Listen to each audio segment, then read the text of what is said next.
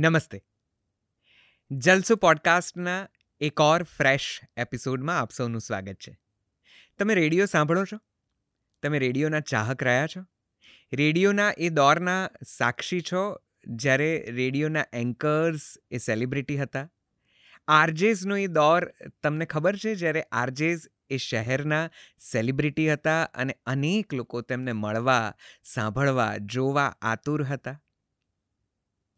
Radio એક જમાનામાં અતિશય લોકપ્રિય માધ્યમ હતું અને તેના કેટલાક એવા કિરદારો હતા, કેટલાક એવા નામો હતા જે લોકોની જીભે હતા. તેમનો સૂર, સ્વર, કંઠ, અવાજ, અંદાજ એટલું બધું લોકપ્રિય હતું કે કદાચ લોકો તેમની પાછળ પાગલ હતા એવું કહીએ તો એ કશું ખોટું નથી. એફએમના સ્ટેશન્સમાં અમદાવાદ ખાતે અને એ પછીથી ગુજરાતભરમાં એક નામ એવું પ્રસિદ્ધ થયું જેણે રેડિયોની દિશા અને દશાને એક નવા સ્તર ઉપર પહોંચાડ્યું. આ નામ એટલે આરજે ધ્વનિત. કેટલી બધી સવારો આ નામના અવાજ અને અંદાજ સાથે ખુલી. અને એક દિવસ ધ્વનિતે રેડિયો ઉપરથી સંન્યાસ જાહેર કર્યો, રિટાયરમેન્ટ લઈ લીધું. એમણે એ નિર્ણય કેમ લીધો? એ પછીથી એ સોશિયલ મીડિયામાં પણ બહુ ઝાઝું દેખાતા નથી. શું કરે છે તેઓ? ફિલ્મો અને ક્રિકેટ તો તેમને ખૂબ ગમતું હતું, અત્યારે જુએ છે? કઈ રીતે અત્યારની જીવનશૈલીને તેઓ માણી રહ્યા છે? ભવિષ્યમાં શું કરશે? શું ધ્વનિત રેડિયો ઉપર પાછા ફરશે? અને ફરશે તો કેવી રીતે? ધ્વનિતની અંતર્ગત, અંગત અને બાહ્ય સફર, આ દશા અને દિશા કઈ તરફની છે? ચાલો સાંભળીએ અને મળીએ રેડિયોના આ ઉમદા વ્યક્તિત્વને. આજનો સંવાદ તમને જરાક જુદી રીતનો વાતચીતનો અનુભવ કરાવશે. કોઈક જુદી વિચારોની ધરી પર મૂકી દેશે અને તમને તમારી જોડે છોડી દેશે. મારી સાથે ખૂબ દિલથી, પ્રેમથી સ્વાગત કરો ધ્વનિતનું, આરજે ધ્વનિતનું.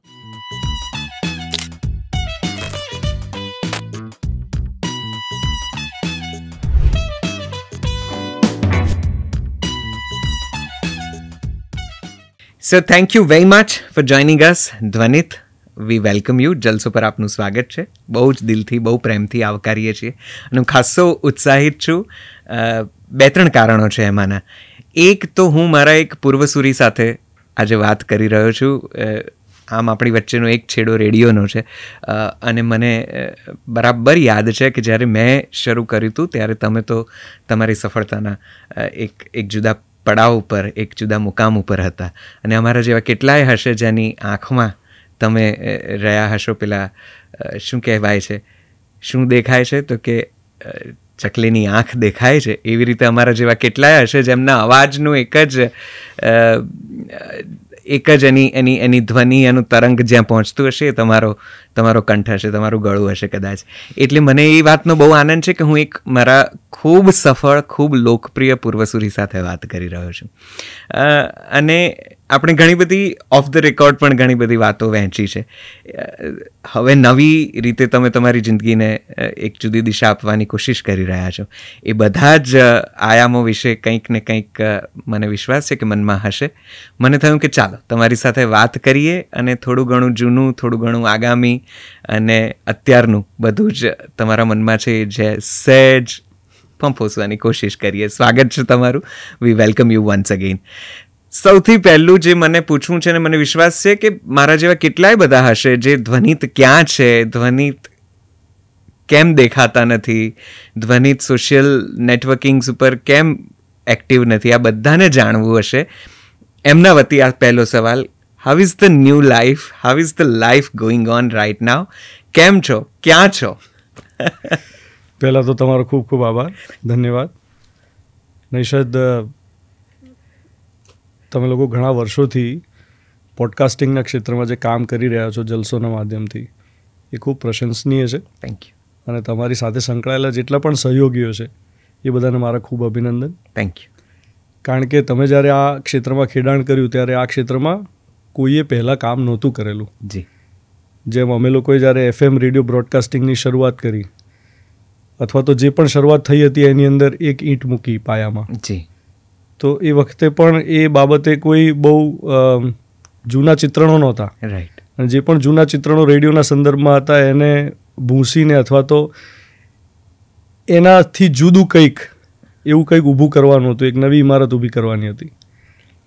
તો એવો જ પ્રયત્ન તમે લોકોએ પોડકાસ્ટિંગના ક્ષેત્રમાં કર્યો છે, અને ખાસ કરીને ગુજરાતી સાહિત્યની જે સેવા કરી છે એ બદલ હું તમારા બધા જ સહયોગીઓને, તમને તમારા નેતૃત્વ માટે પણ ખૂબ ખૂબ અભિનંદન આપું છું. Thank you so much. Thank you very much. હવે મૂળ તમારો જે પ્રશ્ન કે હું છેલ્લા થોડા સમયથી ક્યાં છું, શું કરી રહ્યો છું અને જાહેર માધ્યમમાં કેમ દેખાતો નથી, તો એનો પહેલો જવાબ તો એવો છે કે આ વાતચીત કરવા માટે પણ મારું મન ઘણી અવઢવમાંથી પસાર થયું, અને મને એમ હતું કે આ સંદર્ભમાં વાત કરું કે ના કરું, જરૂર છે કે નથી, શા માટે હું આવું જ, કે હું કંઈ કહું પણ મારી પાસે કહેવા જેવું કંઈ છે કે નહીં.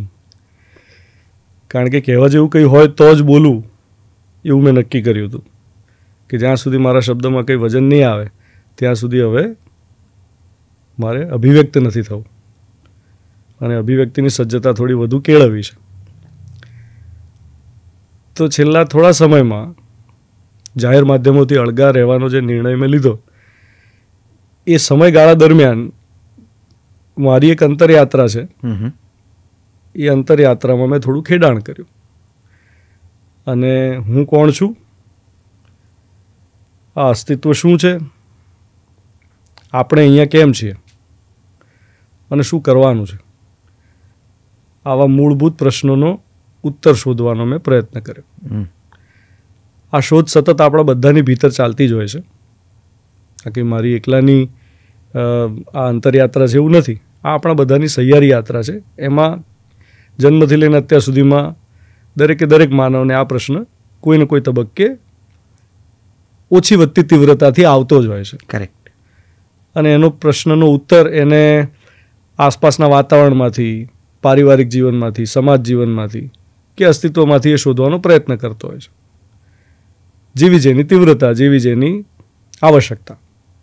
મારી તીવ્રતા થોડી છેલ્લા 3 વર્ષમાં વધી ગઈ, અને એ પ્રશ્નોનો ભાર જીરવવો મારા માટે થોડો મુશ્કેલ થયો, અને એટલા માટે એ શોધ કરવી અનિવાર્ય થઈ.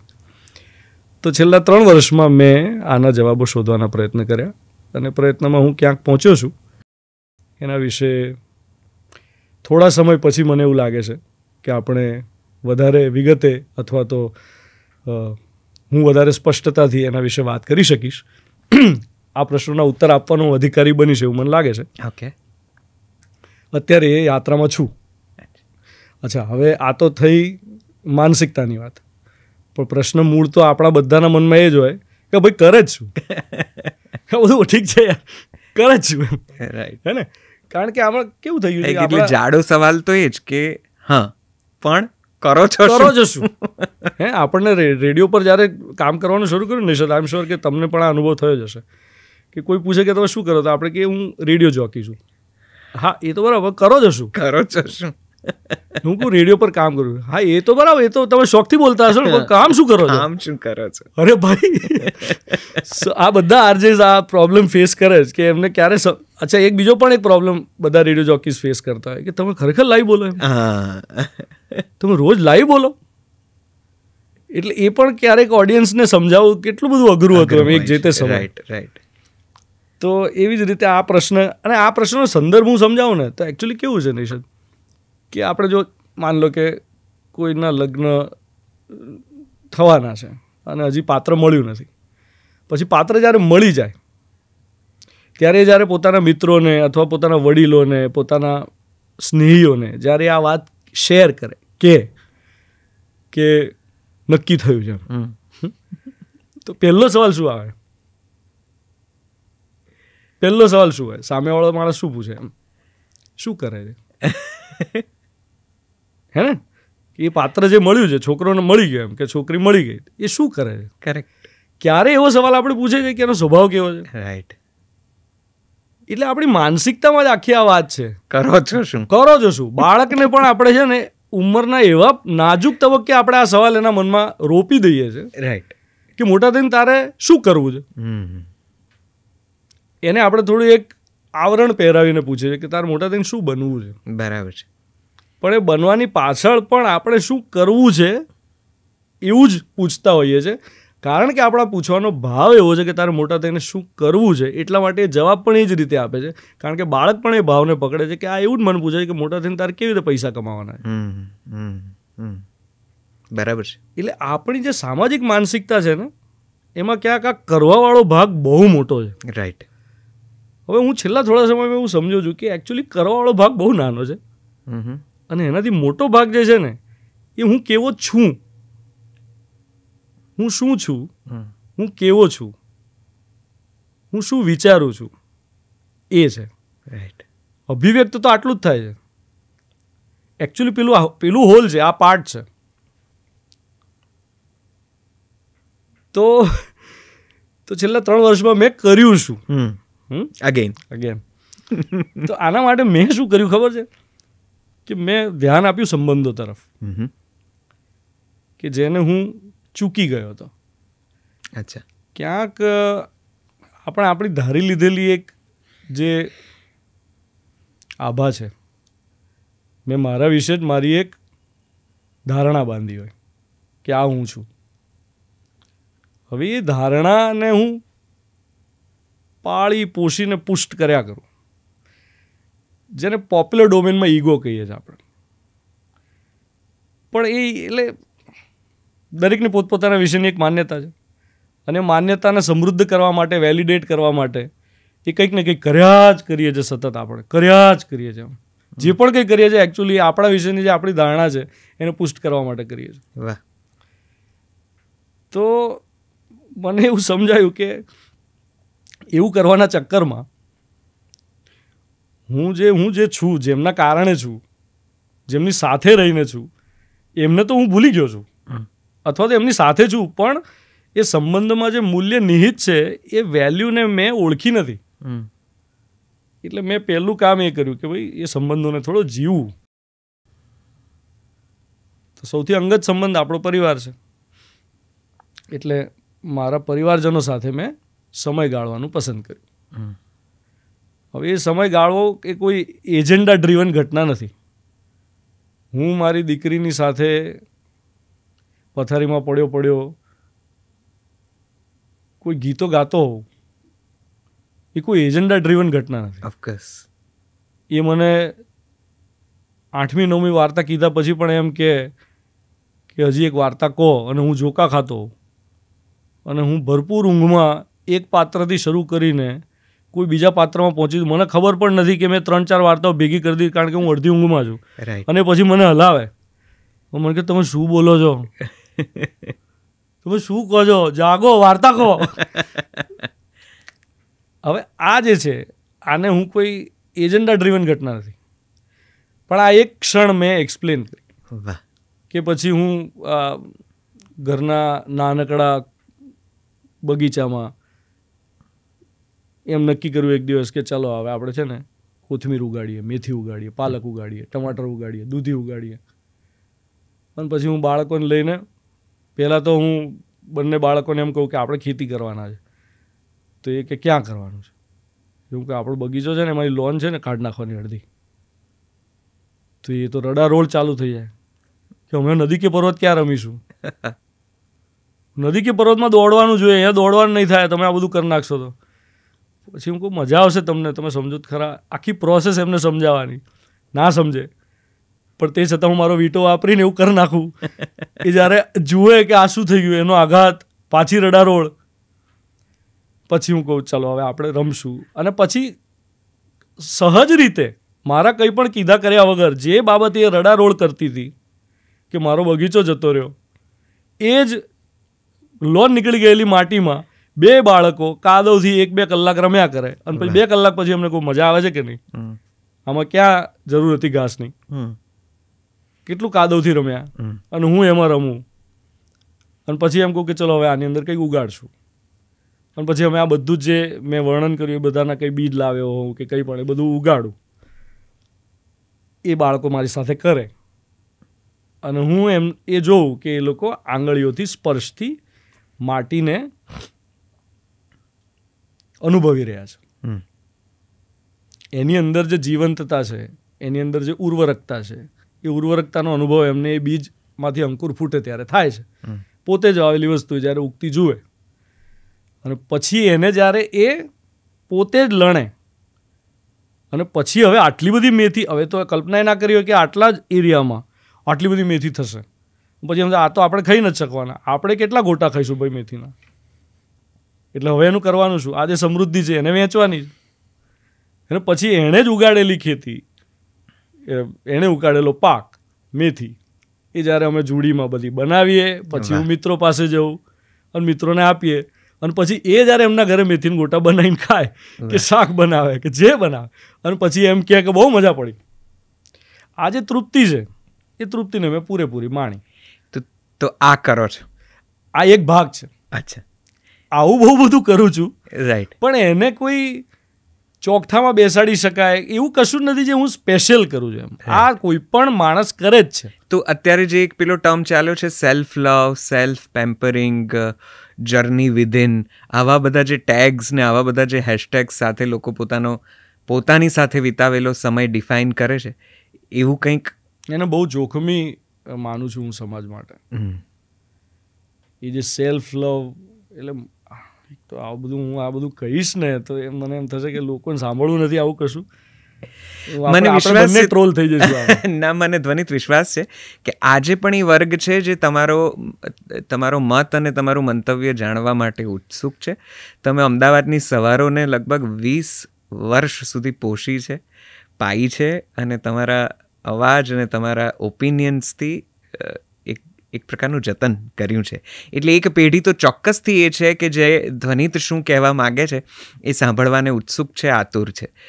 એટલે આઈ વુડ વોન્ટ કે તમે એ વાત ઉપર સહેજ પ્રકાશ તમારી રીતે તમને જે અનુકૂળ પડે એ પાડો જ. કારણ કે રેડિયોની બહુ મહાન સફર રહી છે તમારી. તમે ભલે તમારી રીતે તમને કદાચ એ જુદી અનુભૂતિ આપતી હશે, પણ અમે જે આ બાજુથી જોઈએ છે, ટેબલની આ બાજુથી, એને તો એ જર્ની, એ સફર એટલી બધી પ્રેરણાદાયી લાગે છે કે તમને સાંભળીને કેટલા બધા લોકો રેડિયોમાં જોડાવા માટે આવ્યા હશે, કેટલા બધા લોકોએ રેડિયો જોકી બનવું છે એવું વિચાર્યું હશે. આખા ગુજરાતમાં, અમદાવાદ જ નહીં, માત્ર RJ Dhvanit is a big shot, અથવા તો એક મોટું નામ છે રેડિયો જગતનું, પછી શહેરનું, પછી આપણી ભાષાનું, પછી આપણા સાહિત્યનું. એવું રેડિયો દ્વારા પ્રતિપાદિત જે થયું છે એમાં તમારા આ મતો અને મંતવ્યોનો બહુ મોટો ભાગ છે. એટલે એ પણ મારે જાણવું છે કે એ કેવી રીતે નિર્ણય લેવાયો કે જ્યારે તમે એમ કીધું કે બસ હવે અહીંયા આ અટકવાનો સમય છે, અહીંયા અટકવું છે, મારે અહીંથી આગળ નથી જવું. ભલે અહીંયાથી લુક્રેટિવ ખૂબ બધું છે, અહીંયાથી ખૂબ આગળ હજી મહાન છે, હજી મોટું છે, હજી વધારે છે, પણ મને અહીંયા અટકી જવું છે અને મારે કદાચ આવું કંઈક કરવું છે. એટલે એ પણ પ્લીઝ જણાવો થોડું. એના વિશે પણ આપણે વાત કરીએ. એબ્સોલ્યુટલી. પણ મેં જેમ કહ્યું કે આ વાત રજૂ કરતા પહેલા મને એવું લાગે છે કે આપણે જે માધ્યમ થકી આ વાત રજૂ કરી રહ્યા છે ને, એ માધ્યમ આ વાતને પહોંચાડવામાં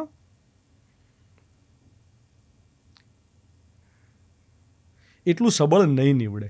બસ ખાલી મારો આટલો કન્સર્ન છે. અને એટલા માટે જ હું પ્રસ્તુત નથી થતો, એટલા માટે હું સોશિયલ મીડિયા પર આવતો નથી.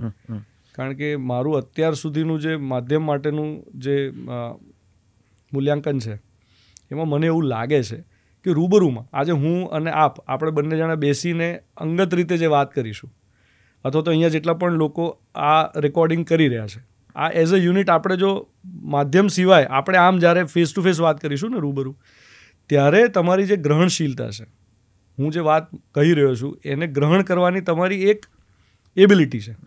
એ એબિલિટી ઇન પર્સન જે આવે ને એ કદાચ માધ્યમથી એટલી નથી આવતી. તે છતાં માધ્યમનું મહત્વ છે. કરેક્ટ. માધ્યમનું મહત્વ છે લોકવ્યાપીકરણ. બરાબર, કોઈ પણ વાતને સાર્વત્રિક રીતે પહોંચાડવાનું, લોકવ્યાપીકરણ કરવાનું કામ. પણ એની માધ્યમની સાર્થકતા જો આપણે સમજીએ ને તો આપણે માધ્યમનો સદુપયોગ કરી શકીશું. અત્યારે જે થઈ રહ્યું છે એમાં હું માનું છું કે માધ્યમમાં જે તાકાત છે એ ક્ષીણ થઈ છે, કારણ કે એનો દુરુપયોગ થઈ રહ્યો છે. તો પહેલાં તો એના માટે માધ્યમને સમજવું પડે કે માધ્યમ ખરેખર શું છે. હવે એ એકેડેમિક વાત થઈ ગઈ આખી લાંબી, એ અત્યારે આપણે કરવા જઈશું તો કદાચ થોડું નીરસ થઈ જશે. એટલા માટે મને એવું લાગે છે કે એની વાત કરવી એ અનુચિત રહેશે આ સંવાદ દરમિયાન. તો એ તો આપણે અત્યારે સાઈડમાં મૂકીએ. તો એવું તો શું થયું કે હું માધ્યમથી જ અળગો થઈ ગયો, અથવા તો એવું તો શું થયું કે હું એમ કહું છું કે આ સામાજિક માધ્યમ અત્યારે જે છે સોશિયલ મીડિયા, એમાં મારે પ્રસ્તુત નથી થવું. તો કારણ કે મને તમે જેને સફળતા કહી રહ્યા છો એ સફળતા મને બહુ જ સબ્જેક્ટિવ લાગે છે.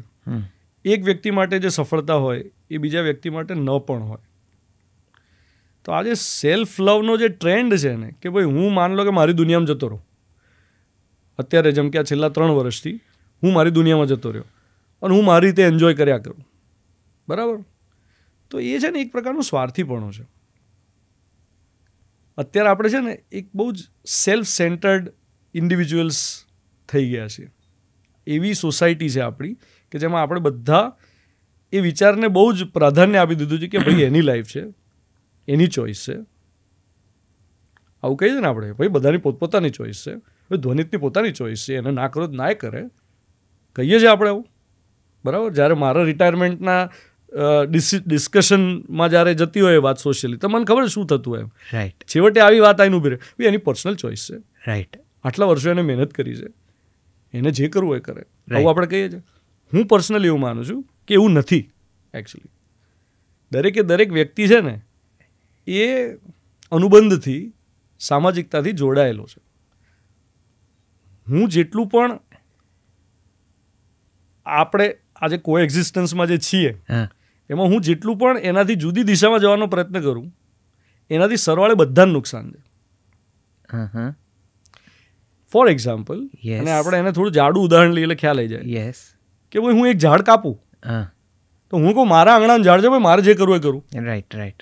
બાજુવાળો એમ વિચારતો કે યાર આટલું સરસ ઝાડ હતું, કેટલી સરસ ખિસકોલીઓ એમાં આવતી હતી, કેટલા સરસ પંખીઓએ માળા મૂક્યા હતા, આ ઝાડને કારણે આપણને બધાને કેવો છાંયડો મળતો હતો, એવું બાજુવાળો વિચારે છે. પણ જેના આંગણામાં ઝાડ છે કે મારા આંગણામાં છે, મારે જે કરવું એ કરું. રાઈટ. તમારે નહીં આવવાનું, મારે ત્યાં પાંદડા ખરે, તમારે ત્યાં તમારો માણસ સાફ કરવા આવે છે, તમે સાફ કરવા આવશો. મારું ઝાડ છે, મારે જે કરવું એ કરું. હો મને એમ કહો કે ઝાડની માલિકી મારી છે, જેના આંગણામાં છે એની છે, કે એ ઝાડ સહિયારું છે. કોઈના પણ આંગણાનું ઝાડ એ એનું છે કે મારું ને તમારું એ છે. કરેક્ટ છે કે નથી? છે. તો આપણે છે ને મારું તારું મારું તારું મારું તારું કરીને એક એવી ગજબ દુનિયા ઊભી કરી છે કે જેમાં એકબીજાની સાથે સંવાદિતાથી જીવી શકાય એવા કોઈ સ્થળે આપણે પહોંચતા જ નથી. આપણને એવું લાગે છે કે વિવાદ જ છે જીવન, કોઈ સંબંધમાં સુખી થઈ જ ના શકાય, કોમ્પ્રોમાઇઝ જ બધું છે. સુખી થવાનો રસ્તો શું કે કોમ્પ્રોમાઇઝ. આપણે એવી જગ્યાએ પહોંચી ગયા જ્યાં ઘરની અંદર ફેમિલી વોર્મિંગ અને દુનિયામાં ગ્લોબલ વોર્મિંગ, આ બે એક્સ્ટ્રીમમાં આપણે જીવીએ છીએ. રાઈટ.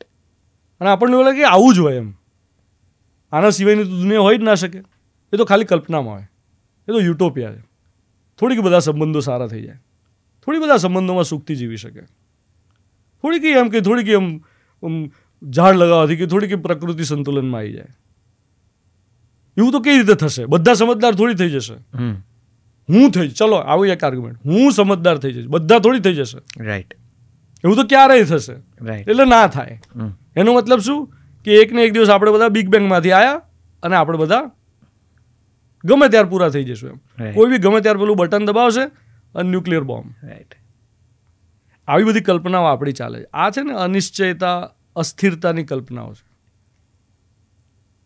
અને એને કારણે, આવી બધી કલ્પનાઓને કારણે યાર અત્યારે જે પેલું કેવો ટ્રેન્ડ છે કોવિડ પછી, રાઈટ, કે તમે લુવ્ર મ્યુઝિયમમાં પેરિસમાં જાઓ તો ત્યાં મોનાલિસાના ફોટોની બહાર સેલ્ફી લેવા માટે પડાપડી ખૂબ બધી ભીડ જોવા મળે. અને લોકો આમ ઘાંઘા થઈને આમ મોનાલિસા ક્યાં, પણ એનો ફોટો લઈ લેવો છે અને એ ફોટો ચડાવી દેવો છે મારે સોશિયલ મીડિયા પર, અને એનાથી મારે કોઈ વેલિડેશન મેળવવું છે. રાઈટ.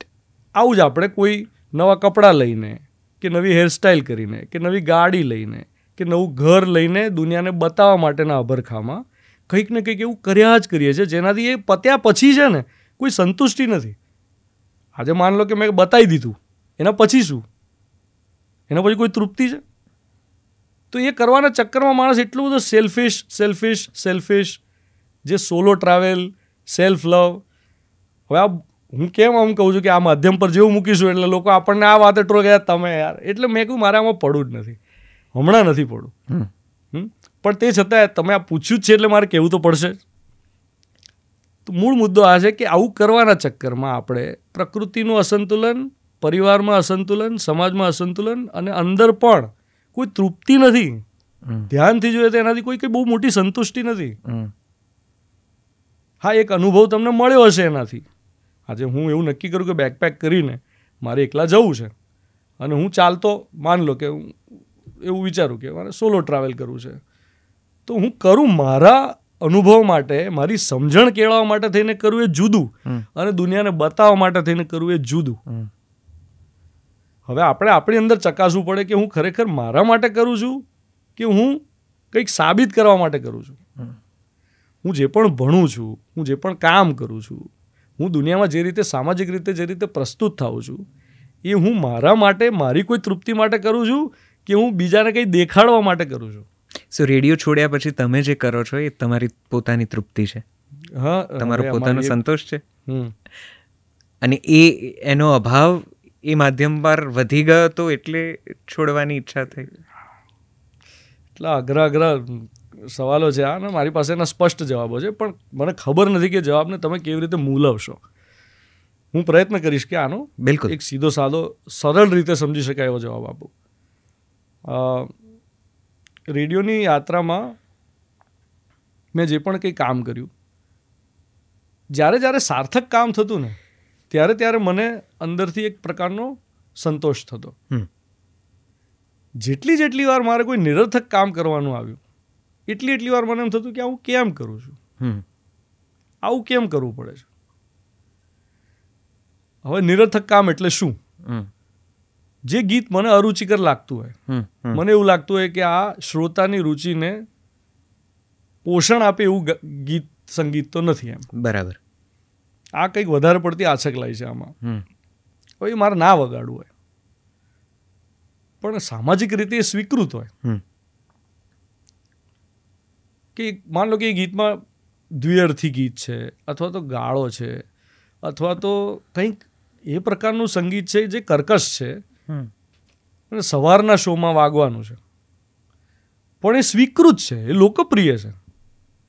તો મારે મારી જાતને મનાવી લેવી પડતી હતી એ વખતે કે ભાઈ હું એક કોમર્શિયલ માધ્યમમાં કામ કરું છું. કોમર્શિયલ માધ્યમની અમુક એના એક મર્યાદાઓ છે, એના એક ડાયનેમિક્સ છે, અને હું એનો એક નાનો ભાગ છું. આને હું ઓન નથી કરતો, આ મારું માધ્યમ નથી એમ. હું માધ્યમનો એક અંશ છું અને મારે એ માધ્યમનો ભાગ રૂપે એક પ્રસ્તુતિ કરવાની છે, અને શ્રોતાઓની આવશ્યકતા છે, આ એમને આ જોઈએ છે. એટલા માટે તો આ જે પોપ્યુલર ડોમેન છે એની અંદર આવી ફિલ્મો ચાલે છે, એની અંદર આ બધું ચાલે છે, અને મારે વગાડવું જ રહ્યું. તો એટલા માટે હું વગાડી દઉં. પણ અંદરથી એક અસંતોષ હોય, મને અંદરથી એમ થાય કે આ મેં ખોટું પીરસ્યું એમ. મારું કામ, હું પીરસણીયો છું, મારું કામ તમારા સ્વાસ્થ્યને અનુરૂપ આહાર પીરસવાનું છે. રાઈટ. રેડિયો પર. રાઈટ. તો હું એક તો વિચાર પ્રસ્તુત કરું છું, અને પછી એ વિચારના આનુષંગિક બીજા એના જે એલિમેન્ટ્સ છે શોની અંદર એ પણ છે. તો મને એવું સમય જતાં એવું લાગવા લાગ્યું કે એક તો આ કામનો જે મૂળ સંતોષ હતો કે જેમાં સર્જનાત્મકતાનો આનંદ હતો, એ ક્યાંક કોરાણે મુકાય અને એની ઉપર વ્યાવસાયિકતાનો ભાર વધી જાય, એટલે કોમર્શિયલ પ્રેશર વધી જાય કે મારે કોઈ ક્લાયન્ટ વિશે કંઈક બોલવાનું છે, કે મારે સમય જતાં તો એવું થવા લાગ્યું કે રેડિયો અને સોશિયલ મીડિયા બંને ઇન્ટિગ્રેટ થવા લાગ્યા. કરેક્ટ. બરાબર. એટલે એક સમય એવું લાગ્યું કે મને આ બહુ ક્રૂડ સેન્સમાં જ આ મૂકી રહ્યો છું આખી વાત. મને એવું લાગ્યું કે યાર હું કંઈ વેચવા માટે બેઠેલો ફેરીઓ થોડી છું, હું તો રેડિયો જોકી છું એમ. હું કોઈ બિઝનેસમેન નથી, હું કોઈ વ્યાપાર કરવા નથી આવ્યો, હું તો સંવાદ કરવા આવ્યો છું, હું અભિવ્યક્ત થવા આવ્યો હતો. અભિવ્યક્તિના ક્રમમાં સાથે સાથે લોકપ્રિયતા એની સાથે જોડાઈ, પણ એ કંઈ લક્ષ્ય નહોતું એકચ્યુઅલી. તમે જ્યારે વાતની શરૂઆત કરી ત્યારે તમે મને કહ્યું ને કે જ્યારે તમે આ માધ્યમમાં આવવાના હતા કે બીજા અન્ય લોકો પણ આ માધ્યમમાં જોડાવા માંગતા હોય, ત્યારે એમને એમ હોય કે ધ્વનિત અથવા તો બીજા જેટલા પણ આવા લોકપ્રિય લોકો રહ્યા છે એ જે નામ છે એમના જેવું કામ કરવું છે અથવા તો ત્યાં સુધી પહોંચવું છે કે જે પણ કંઈ લક્ષ્ય કોઈ ધારે. બિલકુલ. હું એમ કહ્યું કે અમે જ્યારે શરૂઆત કરી ત્યારે આવું કોઈ લક્ષ્ય નહોતું. રાઈટ. અમે કામ માટે કામ કરતા હતા. બિલકુલ. કામના આનંદ માટે કામ કરતા હતા. હું નવા જેટલા મારા વિદ્યાર્થીઓ બધાને સમજાવવાનો પ્રયત્ન કરું છું કે તમારું લક્ષ્ય જે છે એ કામ છે. તમારું લક્ષ્ય લોકપ્રિયતા નથી. લોકપ્રિયતા એ એની બાય પ્રોડક્ટ છે. એનાથી મળવાની હશે તો મળશે, નહીં મળવાની હોય તોય કંઈ વાંધો નહીં, પહેલા કામ પર તો ફોકસ કરો. બિલકુલ. હે ને? Popularity is not the ultimate outcome. Ultimate outcome is whether you are happy or not. Absolutely. Whether you are satisfied. Now, હવે તમારું સેટિસ્ફેક્શનનું ધરાતલ જ જો તુલન જ એ જગ્યાએ થતું હશે કે માત્ર પૈસો અથવા તો માત્ર ફેમ અથવા માત્ર ફોલોઅર્સ, માત્ર વેલિડેશન. જો જો મારું લક્ષ્ય હોય તો હું એ કામ કરું. મારું લક્ષ્ય જે નહોતું રહ્યું. બરાબર છે. કારણ કે પહેલાં પણ શરૂઆત એનાથી નહોતી થઈ. હા, વચ્ચે મારાથી કદાચ હું માનું છું કે હું પણ ભટક્યો હોઈશ. એવો સમય આવ્યો જ હશે કે જ્યારે મારું ધ્યાન પણ ભટક્યું હોય, મારી જીભ પણ લપસી હોય અને હું પણ ચડી ગયો હોઉં. આ સંભવ છે. અને હું પાછો વળીને જોઉં છું ત્યારે મને એવા ઇન્સ્ટન્સીસ દેખાય પણ છે કે જ્યારે મારી અંદર કોઈ એક ખાસ પ્રકારનો અભિમાન, અહંકાર હોય, હું એ રીતે લોકો સાથે પ્રસ્તુત થયો હોઉં, મારા સાથે કામ કરનારા લોકો સાથે અથવા તો મારી ટીમના જે લોકો હોય એમની સાથે અથવા તો મારા લિસનર્સ સાથે પણ ક્યારેક આવું થયું હશે. પણ અંદર ખાને છે ને, I have never taken my listeners four granted. Correct. બરાબર. મેં ક્યારે ઉપેક્ષા નથી કરી. કારણ કે મારા માટે પહેલાં મારા શ્રોતા હતા. મને અંદર મારો શો પૂરો થાય ને મને અંદરથી એમ એક અવાજ આવે કે આજે મેં મારા કામ સાથે ન્યાય કર્યો કે ના કર્યો, મારા શ્રોતા સાથે મેં ન્યાય કર્યો કે ના કર્યો. એ મને 10 મિનિટ પણ સાંભળે, 1 મિનિટ પણ સાંભળે, તો 1 મિનિટમાં મેં એને કંઈ વિચાર પ્રેરક વાત અથવા તો એને અંદરથી સંતોષ થાય એવું કંઈ આપ્યું કે ના આપ્યું, કે મેં કંઈ ઉપર છેલ્લી વાતો કરીને પતાવી દીધું એમ. તો ઉપર છેલ્લી વાતો કરીને પતાવી દીધું તો પછી મેં પૈસા માટે કામ કર્યું. તો મેં કામ માટે કામ નથી કર્યું. જે કામ માટે હું આવ્યો તો એ કામ મેં નથી કર્યું. તો આ દ્વંદ સતત રહ્યો. હા, એટલે એક સમય એવો આવવા લાગ્યો કે જ્યારે મને એમ થયું કે હું કોઈ પ્રોડક્ટ વેચવા માટે આવેલી વ્યક્તિ નથી, પહેલી વસ્તુ, અને હું પોતે કોમોડિટી નથી. અચ્છા. I stop looking at myself as a commodity. Right. I am not here to sell myself. Right. હું મારી જાતને વેચવા નથી આવ્યો. એટલે હું સોશિયલ મીડિયા, મને લોકો પૂછે કે ઇન્ફ્લુએન્સર અથવા તમે એક પોસ્ટના કેટલા રૂપિયા લો. મેં કીધું મારે કાંઈ નથી કરવું આવું ભાઈ. I am not here to sell anything.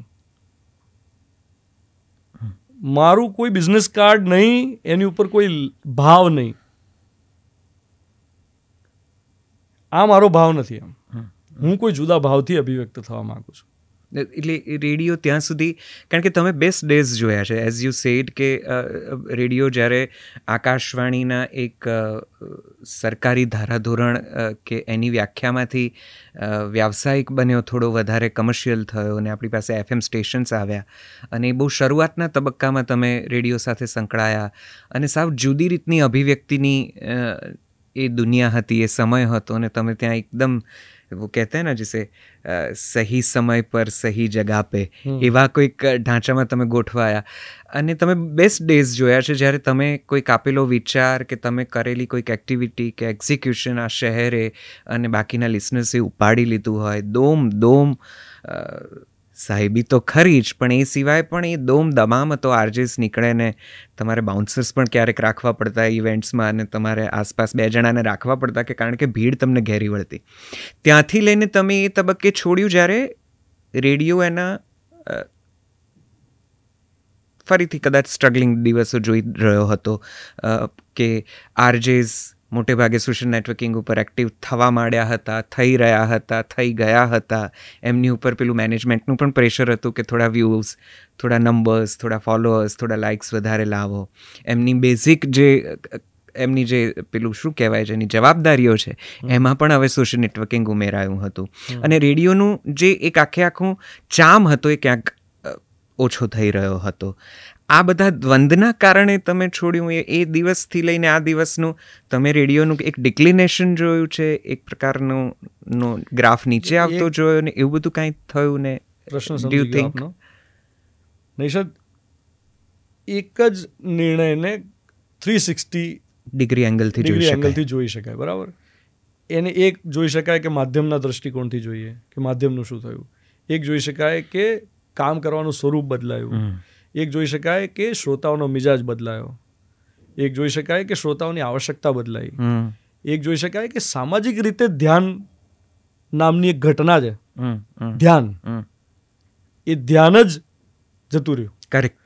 એટલે આજથી 20 વર્ષ પહેલાંની વાત કરીએ તો 2004નો સમય હું જોઉં કે જ્યારે હું ઇવનિંગ શો કરતો 2004-05માં, ત્યારે 45 સેકન્ડની એક લિંક હું કરતો. 2 ગીતો વચ્ચે રેડિયો જોકી જે બોલે એને લિંક કહેવાય ટેકનિકલ ટર્મમાં. તો એક ગીત પૂરું થયું અને બીજું ગીત શરૂ થયું, એની વચ્ચે હું 45 સેકન્ડ બોલ્યો. 46 બોલવું અલાઉડ નહોતું. રાઈટ. 47મી સેકન્ડ ના થઈ શકે, 45ની અંદર જ બોલવાનું. એરચેકમાં પ્રોગ્રામિંગ એડ લડી કાઢે. તો એ 45 સેકન્ડની ઇમ્પેક્ટ હતી. રાઈટ. હું કોઈ ટાઈમ ચેક આપતો તો એ 15 સેકન્ડનો હોય, કે હું કોઈ વેધર અપડેટ આપું તો એ 15-20 સેકન્ડની હોય, કે ક્રિકેટ અપડેટ આપું તો મેક્સિમમ 20 થી 25 સેકન્ડની હોય. હવે 20 થી 25 સેકન્ડમાં ભારોભાર ક્રિએટિવિટી, કે સાંભળનારને એમ થઈ જાય કે આવી ક્રિકેટ અપડેટ તો કોઈ દિવસ સાંભળી નથી, આવી ટ્રાફિક અપડેટ તો કોઈ દિવસ સાંભળી નથી, વેધર વિશે આ રીતે પણ વાત થઈ શકે, આવું તો સાંભળ્યું નથી. કોઈ ટાઈમ ચેક જેવી, મતલબ મારે તમને ખાલી ટાઈમ જ કહેવાનો છે. એમાં હું શું ક્રિએટિવ કરું જેનાથી તમને ટાઈમ વિશે સાંભળવાની મજા આવે. એ 15 થી 20 સેકન્ડ. તો એ 15 થી 20 સેકન્ડમાં શું બોલવું છે એ વિશે વિચારવા માટે હું અડધો કલાક આપું. અડધો કલાક સુધી હું વિચારતો કે આની અંદર એવું તો શું બોલવું કે જેમાં સાંભળનારને મજા પડી જાય. તો એ 15-20 સેકન્ડનું વજન હતું. એમાં જે બોલાયેલો શબ્દ છે એ યાદ રહેતો લોકોને. પછી એક સમય આવ્યો સામાજિક રીતે કે ધ્યાન છે ને જતું રહ્યું. જે પહેલાં સાંભળવામાં ધ્યાન હતું ને એ જતું રહ્યું. એટલે હવે જે એબિલિટી ટુ લિસન છે એ ઘટી ગઈ અને ક્યાંક ને ક્યાંક બોલકાપણું વધી ગયું. એટલે હવે જેમ કે ઘેર ઘેર બ્રોડકાસ્ટર્સ છે, બધાને કંઈક કહી જ દેવું છે, બધાને પહેલાં એવું હતું નહીં. પહેલાં તક પણ નહોતી, પણ જ્યારે તક નહોતી ત્યારે ધ્યાન સાંભળવામાં રહેતું હતું. હવે સાંભળવામાં ધ્યાન ઓછું અને સતત આપણા પરિચિતો વચ્ચેનો સંવાદ પણ જ્યારે જોઈએ, મિત્રો બેઠા હોય, ઘરના લોકો બેઠા હોય, ત્યારે બોલવામાં ધ્યાન વધારે છે, સાંભળવામાં ધ્યાન ઓછું છે. રાઈટ. આ એક એંગલ થયો ખાલી. બરાબર છે, બરાબર છે. હવા હું 360 ગણાવી શકું. હવે આ તો વ્યાવસાયિક થયા, હવે અંગત જોઈએ. હવે કે ચલો અંગત શું છે, આખી વાત ચલો વ્યાવસાયિક તો સમજીએ આપણે કે ભાઈ માધ્યમ છે, બદલાયા કરે, સમાજ એની જરૂરિયાત બદલાયા કરે ને આપણે એને અનુકૂળ થઈને પછી આપણું ઘર ચલાવતા હોઈએ, આ મૂળ વાત છે. પણ અંગત રીતે શું થયું કે મારી યાત્રામાં પહેલેથી જ આ સાર્થકતાને લઈને બહુ મોટા પ્રશ્નો હતા મને, કે હું જે કરું છું એ સાર્થક છે કે નહીં. તો મને છે ને કહેતા થોડું એવું થાય છે કે આ કેવી રીતે કહેવાનું, પણ મને એમ થતું કે આ ઠીક છે, આમાં કંઈ માની લો કે હું એક એવો શો કરીને આવ્યો છું કે જેમાં બહુ જ બધા લોકો હતા. તમે બાઉન્સર્સની વાત કરીને આસપાસ આટલા બધા લોકો છે ને એનું એક કેફ છે એમ, બરાબર, કે તમે એવી જગ્યાએ જઈને આવ્યા જ્યાં બધા જ લોકોને તમારી સાથે ફોટા પડાવવા છે અને બધાને તમારી સાથે વાતો કરવી છે અને બધાને મતલબ તમારી સાથે કંઈક જોડાઈ જવું છે, એવું કંઈક થયું છે કે જેને કારણે તમારું આકર્ષણ છે બધાને. એના પછી હું જ્યારે ઘરે પહોંચું છું અને હું મારી જાત સાથે છું, ત્યારે એક અજબ ખાલીપો છે. અને ખાલીપો કોઈ વસ્તુથી ભરાય એમ નથી. અને આમાં હું કોઈ ડિપ્રેસિવ કે વિષાદવાળી વાત નથી કરી રહ્યો, આ કોઈ અવસાદ નથી આ વાતમાં, પણ હું ડિસ્ટિંક્ટિવલી જોઈ શકતો હતો કે આ કામ, એની સાથે જોડાયેલા જેટલા પણ પરિમાણ છે કે જેને હું તૃપ્તિના એંગલથી જોઈ શકું, ધન, પદ, પાવર, અને એની સાથે જોડાયેલું જેટલું પણ ઐશ્વર્ય છે કે જેને તમે વેલિડેશનના રૂપમાં સોશિયલ મીડિયા પર આજકાલ લોકો ફોલોઅર્સના રૂપમાં, કે જે આ જ રીતે કે લોકો મને આટલું માન પાન આપે, આ બધું જ જે છે, આ બધું એ તો એની જગ્યાએ જ હતું. પણ એના સિવાયનો એક ભાગ જે સાવ ખાલી છે, જેને આની સાથે કોઈ લેવા દેવા જ નથી, એમાં મૂળ પ્રશ્ન છે કે આ ઠીક છે, આ બધું તો બરાબર છે, પણ અહીંયા કેમ આવ્યા છે અને કરવાનું શું છે? આવું જ બધું કરવાનું છે? આ જ લાઈફ છે? ખરેખર શું છે? હું કોણ છું અહીંયા કેમ છું, મારે શું કરવાનું છે, આ મારા મૂળભૂત પ્રશ્નો પહેલેથી જ હતા અને એનો મને જવાબ આમાંથી મળતો નહોતો. આ બધું મેં કર્યું કેમ? કારણ કે એક યાત્રાનો ભાગ હતું. મારી એક જર્ની રહી છે જેમાં મેં જેમ કહ્યું એમ કે જ્યારે શરૂઆત કરી ત્યારે મારે અભિવ્યક્ત થવું હતું. અભિવ્યક્ત થતાં એની સાથે જોડાયેલા બીજા લાભ મળવા લાગ્યા. લાભ મળતા પોતાના વિશે એક ઇમેજ ઘડી. પોતાના વિશે જે ઇમેજ ઘડી એ ઇમેજનું પ્રોજેક્શન સતત કર્યું.